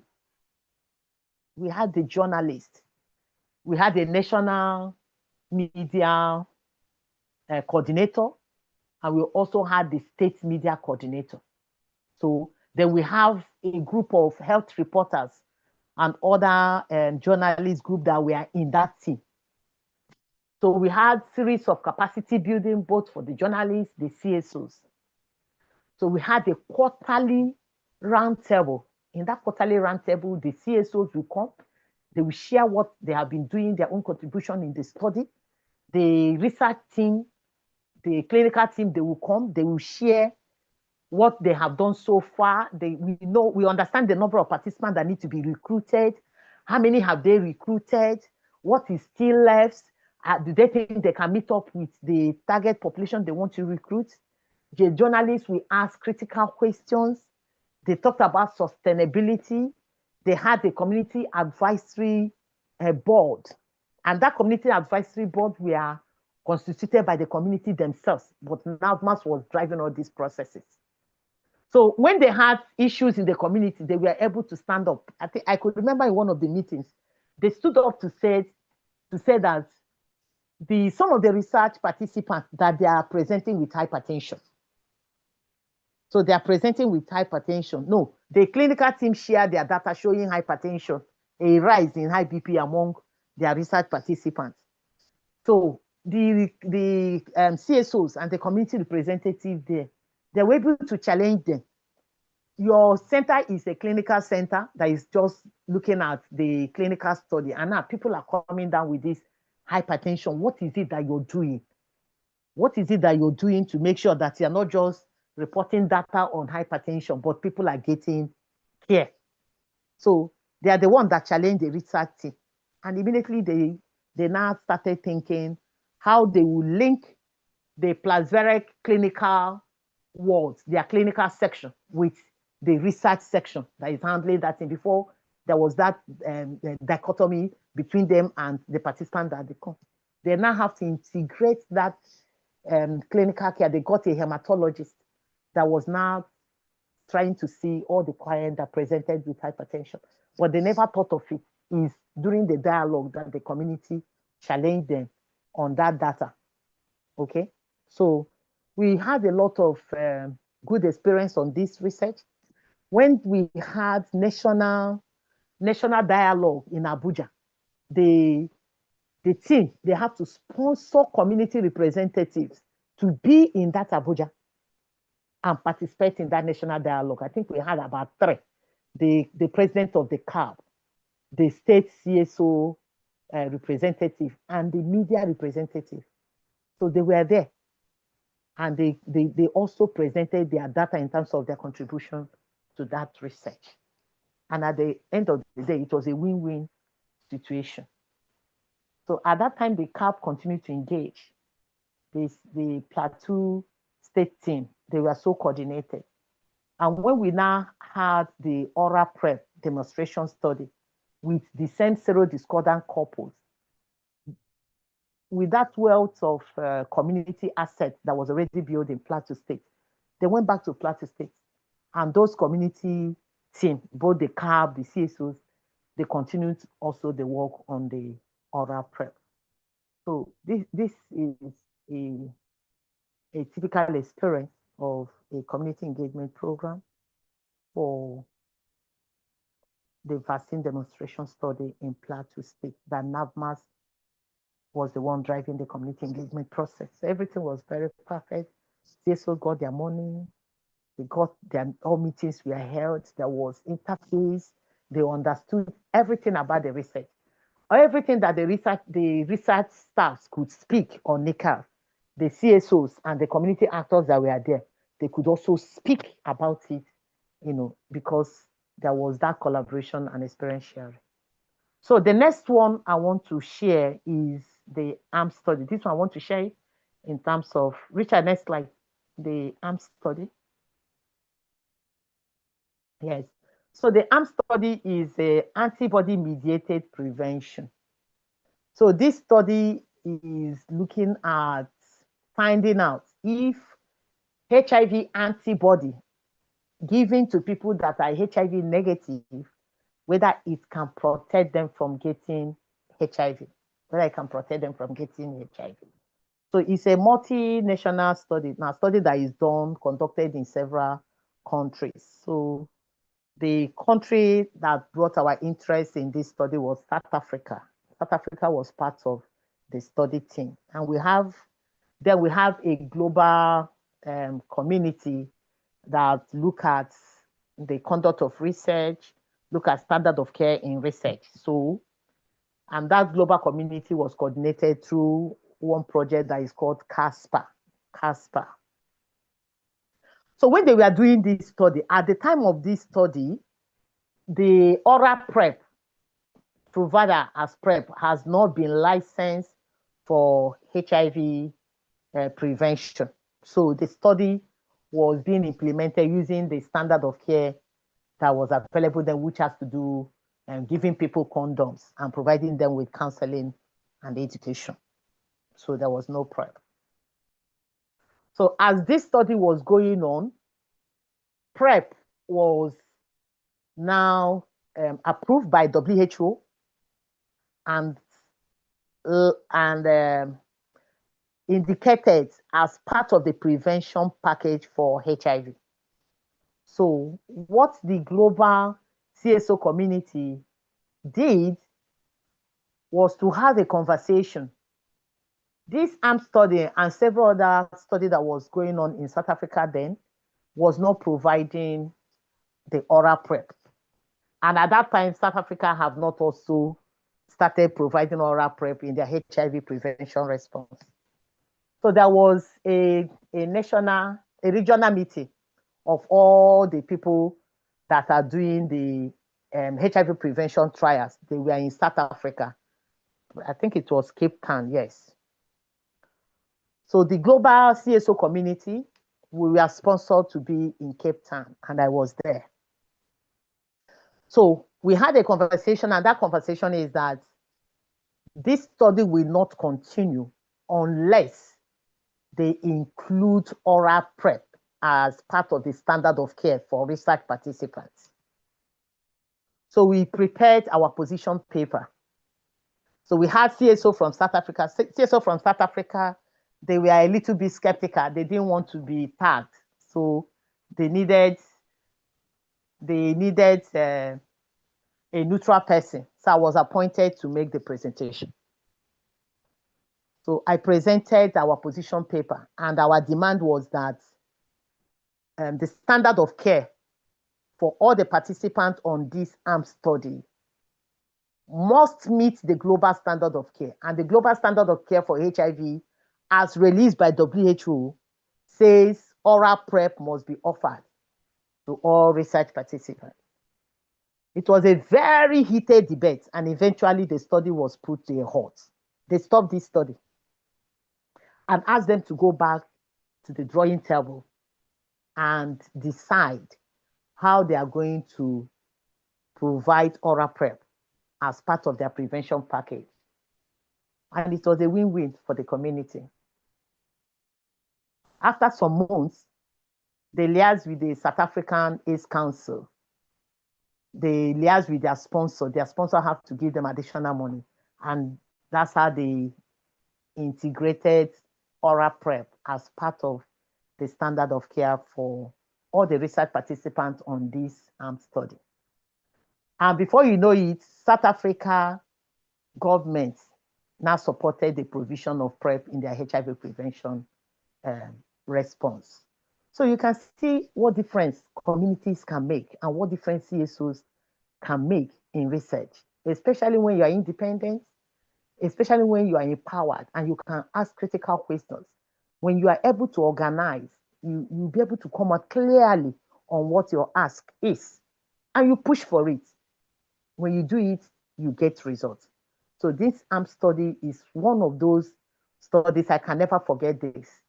This facilitated the delivery of oral PrEP in South Africa, and eventually it became part of their larger HIV response package. That was even far before Nigeria now did their PrEP demonstration study and rollout. So these are the two samples I want to share as part of community engagement. I know somebody's hand is up. Andy Chukwu, your hand is still up. Is there an old one? Okay, please. You want to make contribution? While he's making contribution, please, I would like Tambro to share his own experience on the research that was conducted in the 3 countries, what the community engagement key lessons were. Okay, Tambro, you have the floor. I think Chukwu hand was the previous one. Or does anybody have a contribution? Okay. Okay, thank you very much. All right. As I indicated earlier, the research was titled the Full Circle Tax Watch Monitoring Project for Key and Vulnerable Populations. The objective, they had 2 objectives, a medium term and long term. So the aim of the project was to empower marginalized populations in Ghana, Mali, and Nigeria with the skills to improve accountability around budget and tax monitoring as a means to improve access to social services, health and education for marginalized populations. So the short-term objective was to have greater inclusion of marginalized communities in tax and budget policy and practices, and monitoring dialogues and initiatives in Ghana, Nigeria, and Mali. And the long-term objective was for greater accountability to marginalized communities in tax and budget policy and practices in the 3 countries. So there was the research. It was a participatory action research, which centered on 2 areas: fiscal, which included both taxation and budget policy and practice monitoring initiatives, and then also to highlight inclusive and exclusive policies and practices and make recommendations for the inclusion of marginalized population in existing budget and taxation initiatives. So some of the activities we included, we conducted training to improve knowledge of stakeholders working within existing budget monitoring initiatives for marginalized population and advocate for inclusion of marginalized populations. We also engaged tax and budget policy leaders within or stakeholders within the space at the national, provincial, and municipal levels with key populations as well. We also conducted face-to-face advocacy meetings within each in-country stakeholders. And the key and vulnerable populations with which we worked with 10 marginalized communities, which in terms of Ghana, I'm speaking with the perspective of Ghana with this one. And that was people living with physical disabilities, people with hearing loss, people living with HIV, visually impaired people, people who inject drugs, people living with albinism, female sex workers, MSM, transgender, and LGBTQ. So we had a total of 50 participants across these 10 minority groups that participated in the research workshop. So we organized a research workshop where we empowered these representatives from these vulnerable populations on the project, and then we now set out to do the research. So we had a knowledge assessment on budget and tax monitoring within the country, and it was facilitated by some of our partners from Accountability International, came all the way from South Africa and Belgium to participate in this research. So within the context of Ghana, key and vulnerable populations, especially MSM and the LGBT community, are currently facing some, should I say, form of marginalization, because the parliament is trying to enact laws that criminalizes LGBTQ. So when we were conducting the research, we realized that when we had to engage government officials, especially from persons within these key populations, had to go and engage them, they were not too comfortable and they were not forthcoming in giving the information. Some didn't even want to even engage them in the first place, and even threatened legal action on some of them as well. But that did not stop us. We still managed to even go as much as even interviewing a member of parliament that is pro-human rights, to be able to get the perspective from that level. So we also went into the various communities in Ghana where we felt, in Accra, where we would experience hostility, because those communities were known to be anti-LGBTQ communities because of their religious sentiments as well. But we still managed to go into those communities to engage them. And we also put in measures in place to make sure that the participants of this research were safe and from harm, both bodily, physical harm, and also verbal abuse as well. It's a lot, but all in all, the project was very successful at the community level. In terms of the engagement, we were able to engage across the various levels, from the traditional leaders to the community leaders and also to the national level. And we came out with a report that sought to have better inclusion in terms of even at the policy and level, where key populations or minorities are not considered when drawing up these policies, because we realize that some of the existing policies that we have infringe upon the rights of some key and vulnerable populations. So all in all, that was what the project sought to bring to light. Thank you so very much.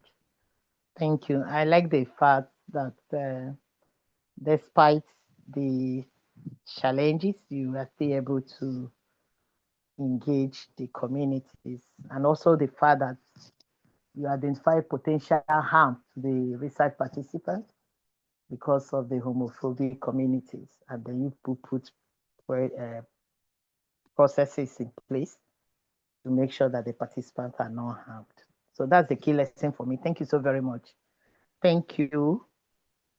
Any other sharing? Richard, please, you're going to put up the slides on the engagement of CSO. I will just quickly touch it and then we'll call it a day.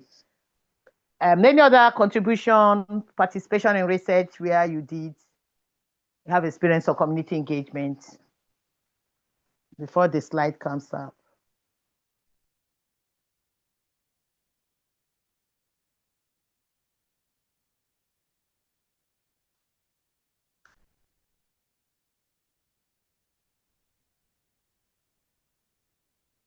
Okay. Somebody's hand is up. PR, who is PR? You have the floor. If you have an experience, do share with us. Okay, good morning, everyone. I'm Fogi from Cameroon. The experience that we have is in Cameroon, there's a group calling Society Ethics Group. Their role is to help participants like society organization to make awareness on what ethics is what the protocol is, and for any protocol that the is conducted by is a French scientific organization called INRS, ENRS. You have to have their okay to move forward or the protocol for the participant. This is what I know. That is what is happening in Cameroon with ARIS. If you are any researcher, you have any research with them, it's a French organization company. You have to have an okay for that society group on ethics and research. Okay, that's really great.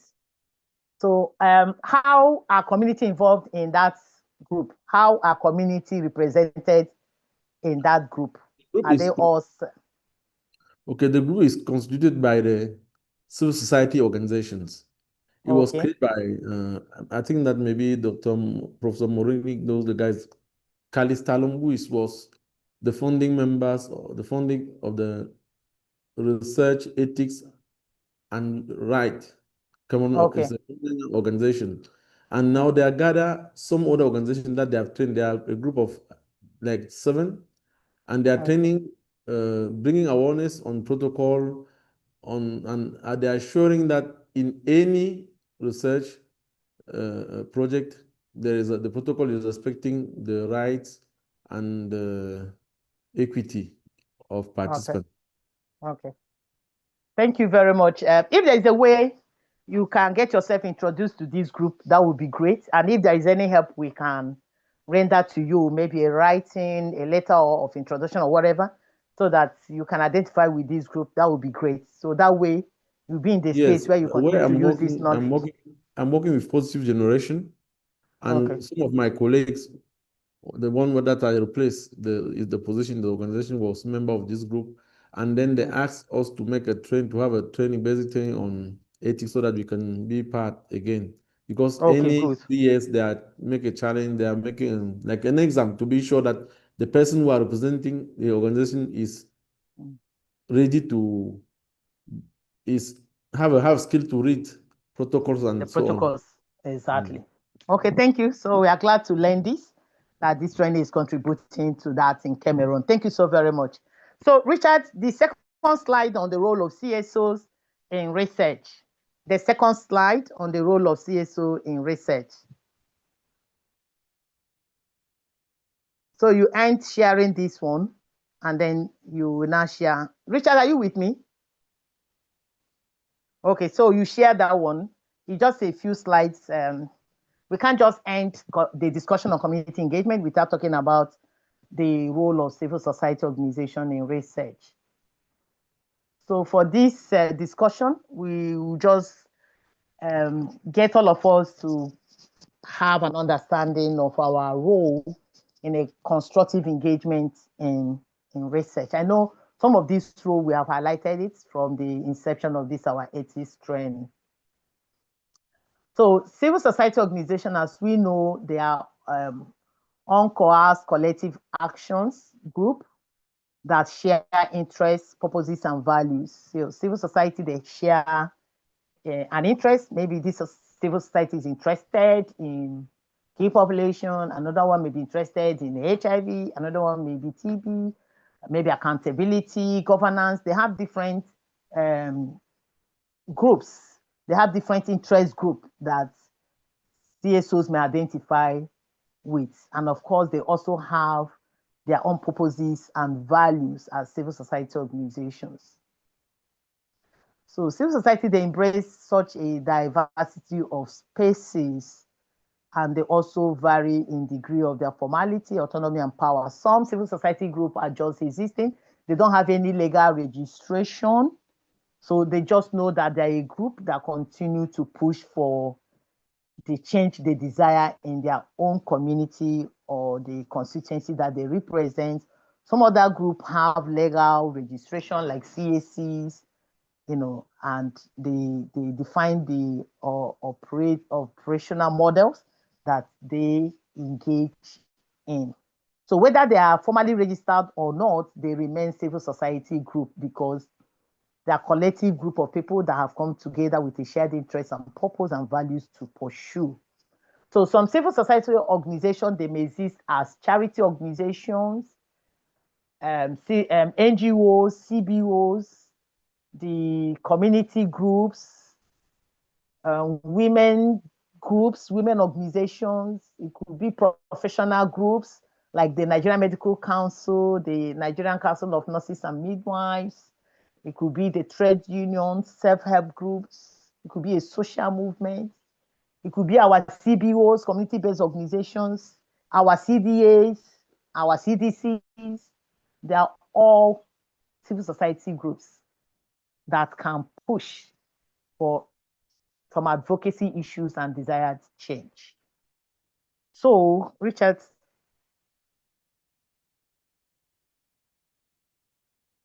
Okay. Richard, are you able to see? Are you able to come up with a slide? All right. So while the slide is coming up, I want to ask us, as civil society organizations, what do you think are our functions? What do we do? What do civil society organizations do? What is our own contribution to our national development?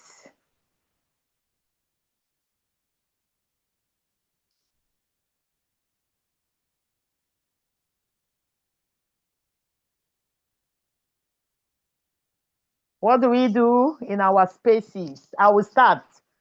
As a civil society organization, NAVMAS, what we do is to promote community education. We promote community education on issues of HIV, promote community education on human rights, promote community education on research participation. That's what we do. So let me hear from you. What do you do as civil society organization?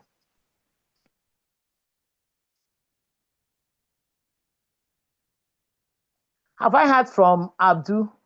Abdul, have you spoken today, Kanu? I didn't What spoke do you to this. think? Yes. Good morning. What do civil society organization do? Yeah. Yes, like what you are saying now, we are working with people who use drugs, also people living with HIV and AIDS, know their right and also advocate for their rights. Also, we work with how to note that they have their own drugs because drug users when they are HIV positive, they are almost so hard to take their own drug accordingly. We do that one adherence. We do counseling with them, and so we also do a supporting research for any one that come to the state and want to do research regarding key population and also job for. Thank you. All right. Thank you so very much. So, Richard, please try and get the slides on so that everyone can follow. Okay. Thank you very much. The two contributions shows clearly what civil society organizations do. So first is our education and awareness creation. That's our key role. We want to create that awareness about a problem, create awareness about solution to a problem. We create awareness. We educate people so that they can make informed decisions. This is our primary role. We build and create support system. Civil society creates support system. And we saw that clearly within the HIV space. We have a lot of support group. Initially, if somebody is diagnosed of HIV, they'll be thinking it's a death sentence. They'll be thinking that's the end of the world. But civil society organize themselves and begin to form support groups. They form support groups. They go to the clinics. If somebody is diagnosed, they say, oh, don't worry, I'm also living with HIV. Come, we have a support group. Come to us. We meet on Tuesday. We talk about it. And before you know it, everybody is now happy and they are living a positive life, not being worried again about being diagnosed with HIV. That is what civil society organization does. They created that support system that can help people in health situations or even financial situations and several other situations. Civil society organizations are also key in pushing for peace and conflict resolutions. not one civil society may not work in all the spaces. One may be looking at health, one may be looking at democracy and governance, another person may be looking at peace and conflict resolutions. So the things that people cannot just resolve, they want to start going to courts to be doing legal processes and all that. The civil societies can play that peace role. They come in, bring the actors, they discuss, they come up with resolutions, and they build peace. Also, civil society serves as watchdogs to address community concerns. We have seen the research ethics group now. They organize themselves and serve as watchdogs. They want to see whether unethical studies are coming to the community, what is happening, this research, you approve it, what are you doing, what are the benefits, what are the risks, are you people open, is there transparency in this process? They watch it. And if there are red flags, they ask those critical questions. Also, our responsibility is advocacy and lobbying. When there are issues, we identify the issues. We try to find out what are the solutions. What do we think? This solution, does it require additional funding? The solution, does it require change in practice? The solution, does it require a policy change? And then we begin to advocate for this. And we lobby. If it requires law being enacted, do we have somebody in our legislative arm that we can use as those conversations? So these are the key role of civil society. CSOs occupy the best position and play roles that government are less fitted to do. In practice, they call civil society organization as the fourth arm of government. The fourth arm of government is the CSOs. Am I right? Or are we the fifth arm after the journalists? So, but if you also look at our current practice, you can see that our CSOs, we have diverted slightly from some of these functions, and we are now doing community service delivery. Everybody is doing testing. We are going to the community to test. We have forgotten our key role around our watchdog roles. We have forgotten it. Our advocacy role, we have forgotten it. Our role of building support system, we have forgotten it. What we are doing now is we have followed the clinicians. All we do is do service delivery, be counting numbers and meeting the targets. But that isn't the primary role of CSOs. It's not about community service delivery. It's due to the gap that we see in our community members are not receiving the adequate care that they need. We not say, oh, let's build our capacity. Let's organize ourselves. We can support the healthcare team to make sure that these services get down to our communities and they receive it. That's why we have integrated service delivery in the role that we play as CSOs. But that isn't our primary responsibilities. Our primary responsibilities is education, awareness creation, peace and conflict resolutions, watchdog roles, advocacy, and making sure that people needs are addressed.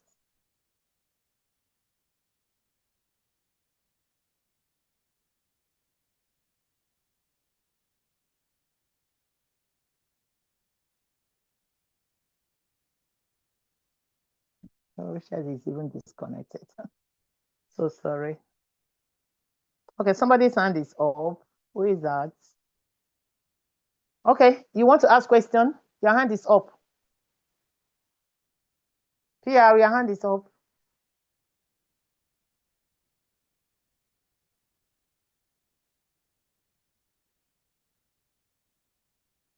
Okay, maybe it's an old hand. Don't mind, we have challenge getting the slide. My colleague, he seemed to be off the connection self. So immediately after the conversation, I will share all the slides. So we want to look at constructive CSO engagement. Have there been situations in the past where CSO participation brought about desired change in our health programs or the entire product delivery and all that? Does somebody have experience? Do you have experience on how CSO's engagement in the past have brought about key changes in our health spaces or in deliveries of services? Okay, let me start. Definitely I want to hear from others. First is the licensing of HIV treatment drugs. In the early days of HIV, there wasn't a cure. Of course, we don't still have a cure, but we have drugs that can manage it. But even at that time, they didn't even have the drugs. When the drugs were eventually discovered, the costs were very, very high that people in low-income countries cannot even access it. But people started pushing. CSOs, they started pushing. They started talking.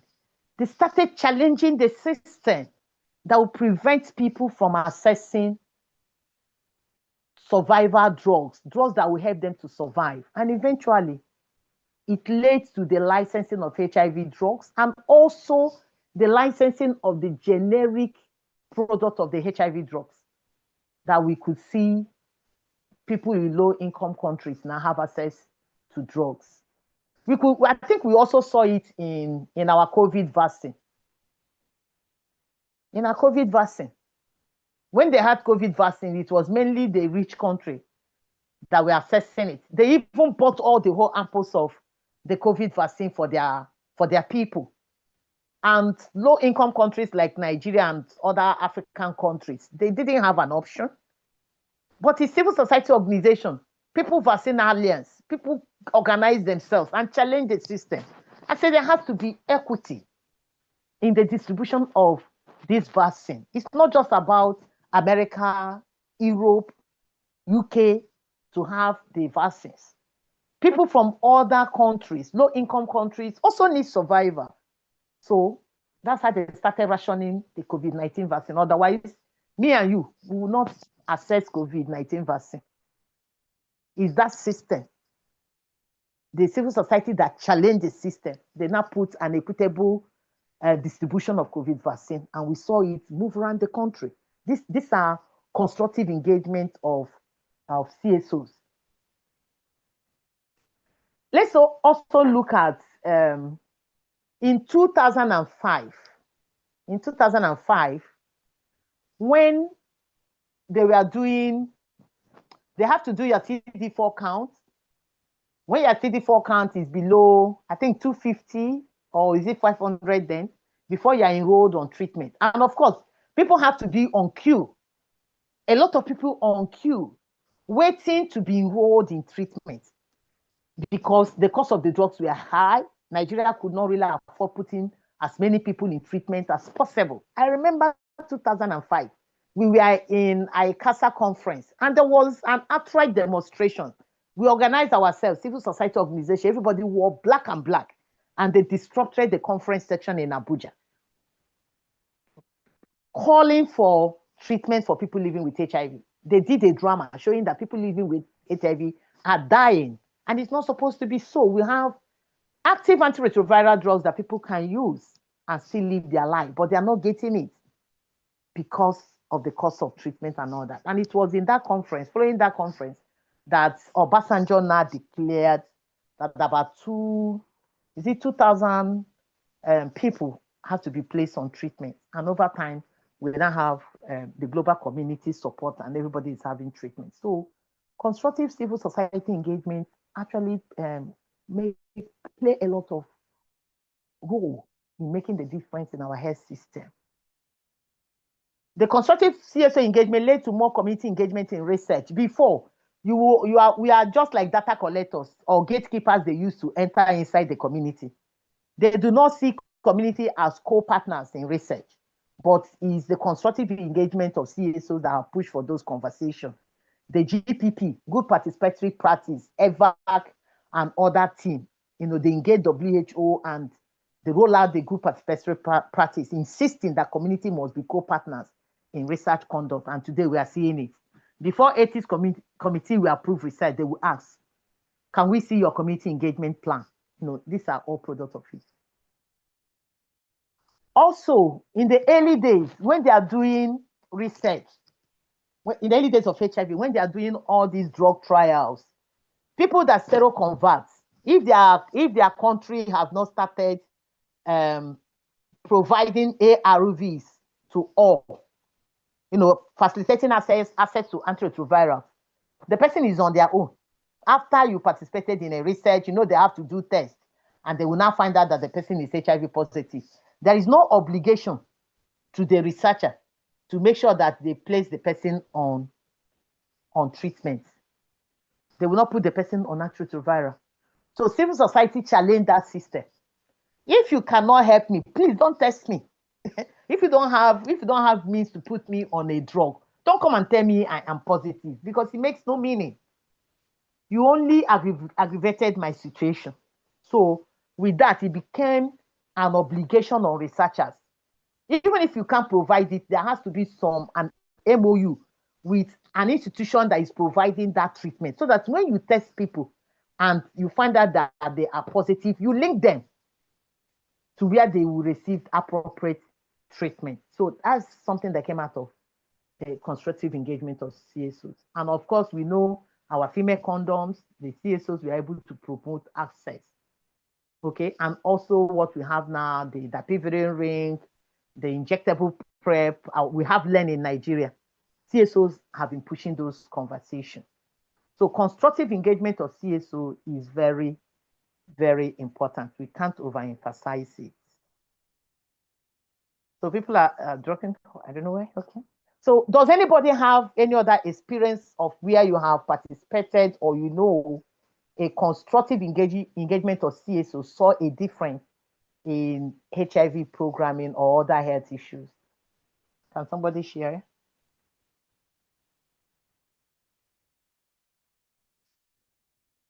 Have you participated in? Hello, go ahead. Yeah, thank you very much. So I'm coming from the angle of advocacy. The Society for AIDS in Africa that organized ICASA. For those who don't know, ICASA is the International Conference on AIDS and STIs in Africa. In 1997, during the conference in Abidjan, we had a very strong African stakeholders that were advocating for equitable access to life-saving antiretroviral treatment. At that time, there was this two-tier system in which Africans would receive inferior or delayed treatment.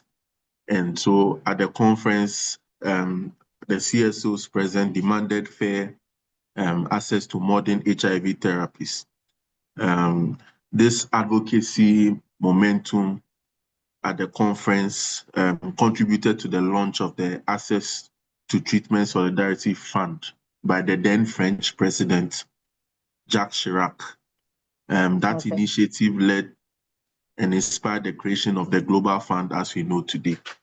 So that was a very important advocacy voice to the conference. Also in 2001, African leaders convened a very special summit at the African Union dedicated to HIV and AIDS, which was led by the then Nigerian president, His Excellency Olusegun Obasanjo. The summit basically, it strengthened continental advocacy and accountability, which led to the landmark Abuja Declaration on Health. Basically, the declaration states that African countries should commit at least 15% of their national budgets to the health sector. And this also led to the establishment of the AIDS Watch Africa, which was a high-level platform for heads of states that tasked with sustaining political leadership and monitoring the fight against HIV across the continent. So these were very landmark decisions that were brought about due to the voices or the advocacy from civil society. Thank you. Oh, thank you so very much. Chukwuebuka, you wanted to, your hand was up before. Thank you. These are really great landmarks. Okay. All right. Thank you so very much. So we can't just overemphasize the role of civil society organization. So we want to ask, are there situations of civil societies become destructive? Do we have key lessons on destructive CSO engagement? Any lesson on that?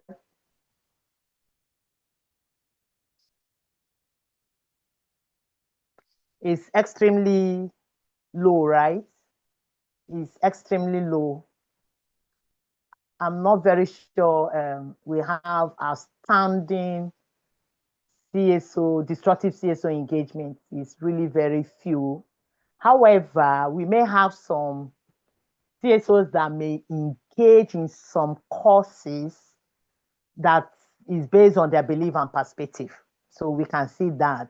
Like we have the pro-life.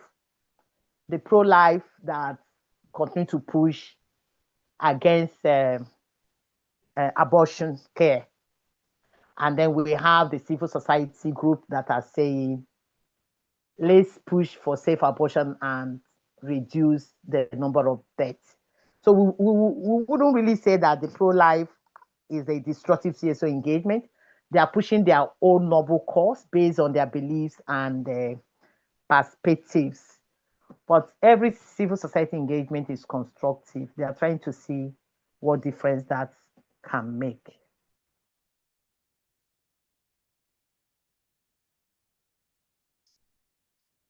So these are the ways that civil society organization can be engaged in research. I will just enumerate them. There are things that we have discussed in the past. Civil society can engage in pushing awareness about a plant research and also facilitate the community entry. Researchers being able to assess the community. They play a key role in research literacy. So they can go around the community providing relevant information on the research process, relevant information on key research issues like the issue of informed consent, privacy, confidentiality, community engagement, and all that. They can get the community sensitized at that level. So nobody comes and exploits the community when they are informed. Civil society can serve as watchdogs. This role is what NAVMAs have continued to do. We put our ears down and focus our eyes to see where things are not going on right, and we flag it. So that's what civil society organization does. Civil society organization can also be researchers themselves. There could be some issues you have seen in your community and you think, oh, I want to do focus group discussion so I can get more in-depth information about the issue. And then you'll be able to do that research yourself and generate the evidence that you can use to continue to push your advocacy. So it's not only assisting research, you can do research as a civil society organization. You also serve as community voice. You serve as community voice during any planned research in a community. So these are the key roles of civil society organization. It's also important to know that civil society must not just wait until researchers come to them. We can also show interest in research. If a study is going on, I have had to write to some institutions. I learned you're doing this, please. NAVMAs will want to be part of the research. Or I know somebody in that team, I'll put a call. Doc, I learned that you're doing this. Please, what's the plan for community engagement program? We would like to be part of that process. So you can show interest. And also, civil society organizations need to demonstrate some level of competency in research issues. Training as like this one we are doing is helpful. And if you see other trainings on research ethics or research issues, take it up so that you continue to build your competency on issues of research. There is an online ethics training that you can also take up. You don't need to pay. CITI training. It helps you to understand more issues on research ethics. And there are also certificates you can earn if you do it. It's a safe-paced study you can do. CSOs can serve as members of the community advisory board. Every research, especially clinical trials, they have community advisory board. The community advisory board, they play the role of making sure community perspectives are part of that research. They also monitor the research process and interface with the research teams on behalf of the community. So CSOs can serve in that board. And they should be able to act independent of any research enterprise. As CSOs, you should be able to act independently, challenge the process. I have one partner in JAWS. The guy is very vocal. He can challenge every process, that is being carried out. Once there are any issues as regard the community participation process or any aspect of the research, he's very vocal. He's able to challenge them. In fact, he said he used to fight with some of the doctors and in their teaching hospitals. And over time, they now saw, he's a great partner. So now when they are doing research, they always want to work with him to be part of their community engagement team, because they have seen some of the issues that he flagged out in their research conduct. So they now brings him in to part of their research team. So it's also important to note this. As CSOs plays role in research, please do not locate your office inside the research site. The researchers will say, we give you one room as your office, and you come and carry your decks, your file, everything. Go and take a room in the research clinic and say you are their independent community engagement officer or independent community engagement CSO. You cannot work. Once they compromise their independence, you cannot do anything. You can't ask critical questions. You can't challenge a process. So you should always be independent. Get your own office outside the research place so that you can play that independent role and not compromise your independency and the ability to challenge the process. Why is it really important to engage our CSOs? It's important to engage CSOs because it ensures that the research process and the research outcome do not just end with the lifespan of the study. After the study, the CSOs can continue to engage. They can continue to drive advocacy and say, we did this study. For instance, the PrEP. After the PrEP study, there was a gap. People started asking, after the PrEP demonstration study, people are not giving us PrEP again. What is it? Please, we need PrEP. Please, we need PrEP. And eventually, the country, have to fast track with PEPFAR, and they get PrEP into our HIV response, the oral PrEP.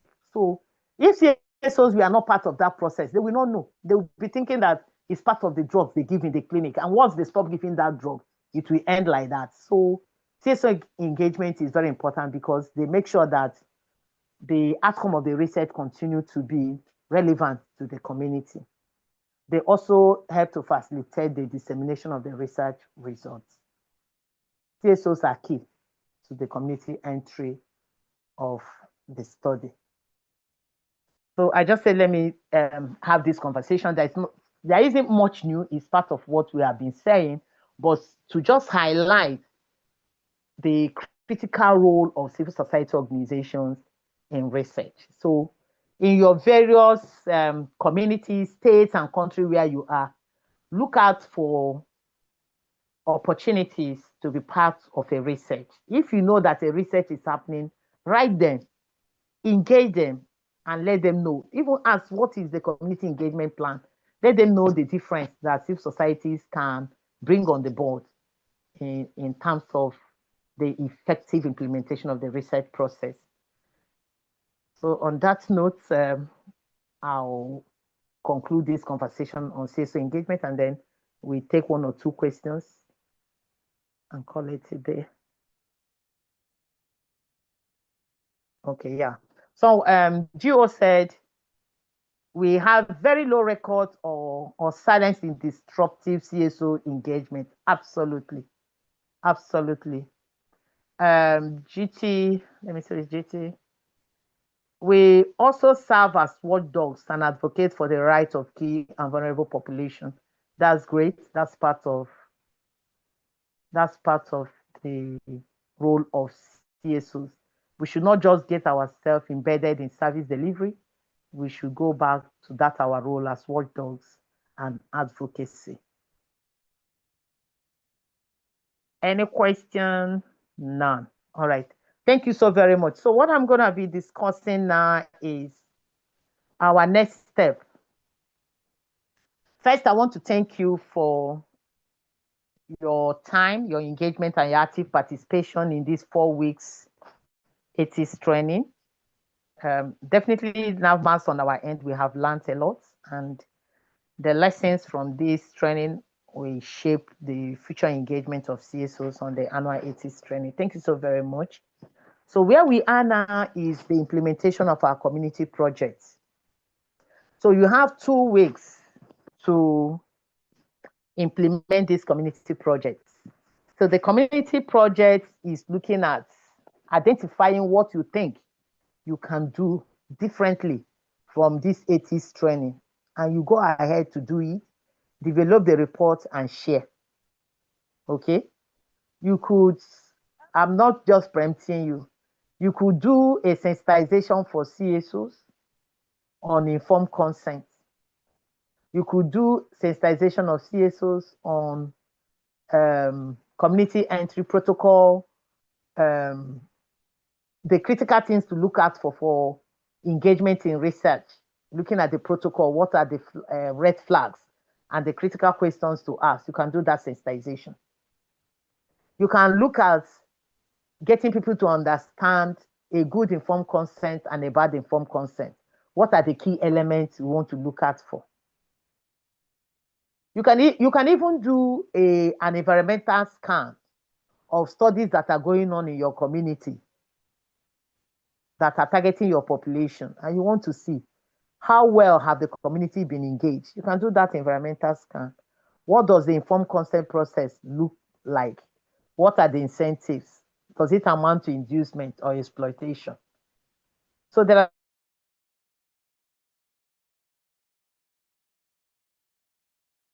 are so many things you can do. So we expect you to share your community project with us. What is your own community project title? Go ahead and do your community project, and then you share the report. We have 2 weeks. In 2 weeks' time, we'll be reaching out to every one of us to share your reports. But the first thing is to share your research topic, your community project topic. Share it. We want to know what is it that you want to do. Please share your research, your community ethics project topic. Share it with us. You can share it on the WhatsApp platform. You can private chat us. You have my colleague Richard, you have me. You can private chat us on your topic. And if there is any way we can help you, please do not hesitate to reach us. We don't want the training to just be a talk show, but we want it to trickle down to action. No matter how small that action is, that's what we want to say. Any question? Any question on the community project? Yes, I have a question, please. Okay.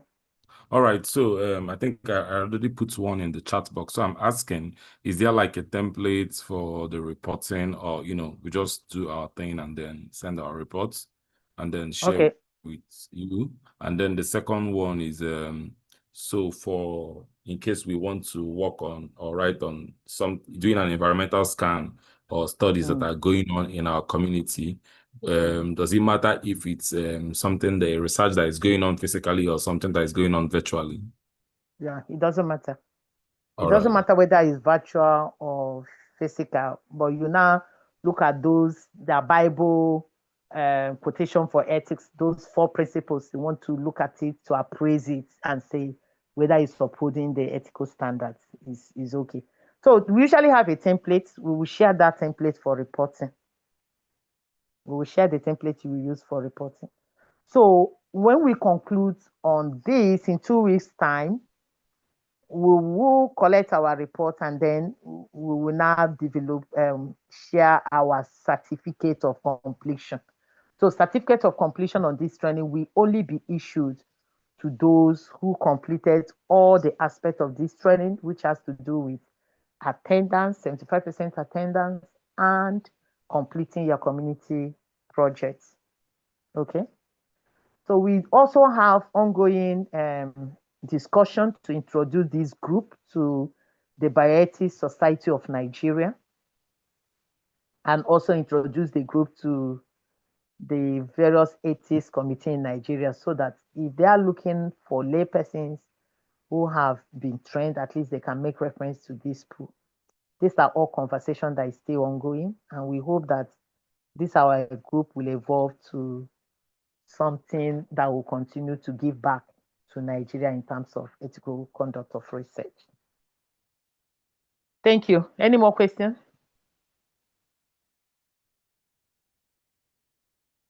Does anybody have any more questions? We're on the same page. None from me. All right. Thank you very much. Thank you. I want to appreciate every one of us. So if there is need for us to convene again at the completion of our community project, we will let you know. Okay? Thank you so very much.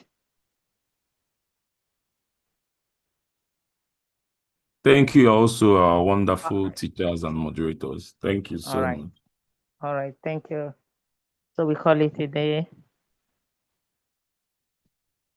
Yeah, so we share. Somebody say, is there a template? We share the templates. No. Somebody say, can you write what you're saying? No, I'm not giving you the community project. I'm just sharing experience. So you think through what we have done and then come up with what is applicable to you and the community that you represent. Thank you so very much. So I'm going to be ending the call. Thank you. Thank you so very much. See you some other time. We look forward to your project topic, your project report, and then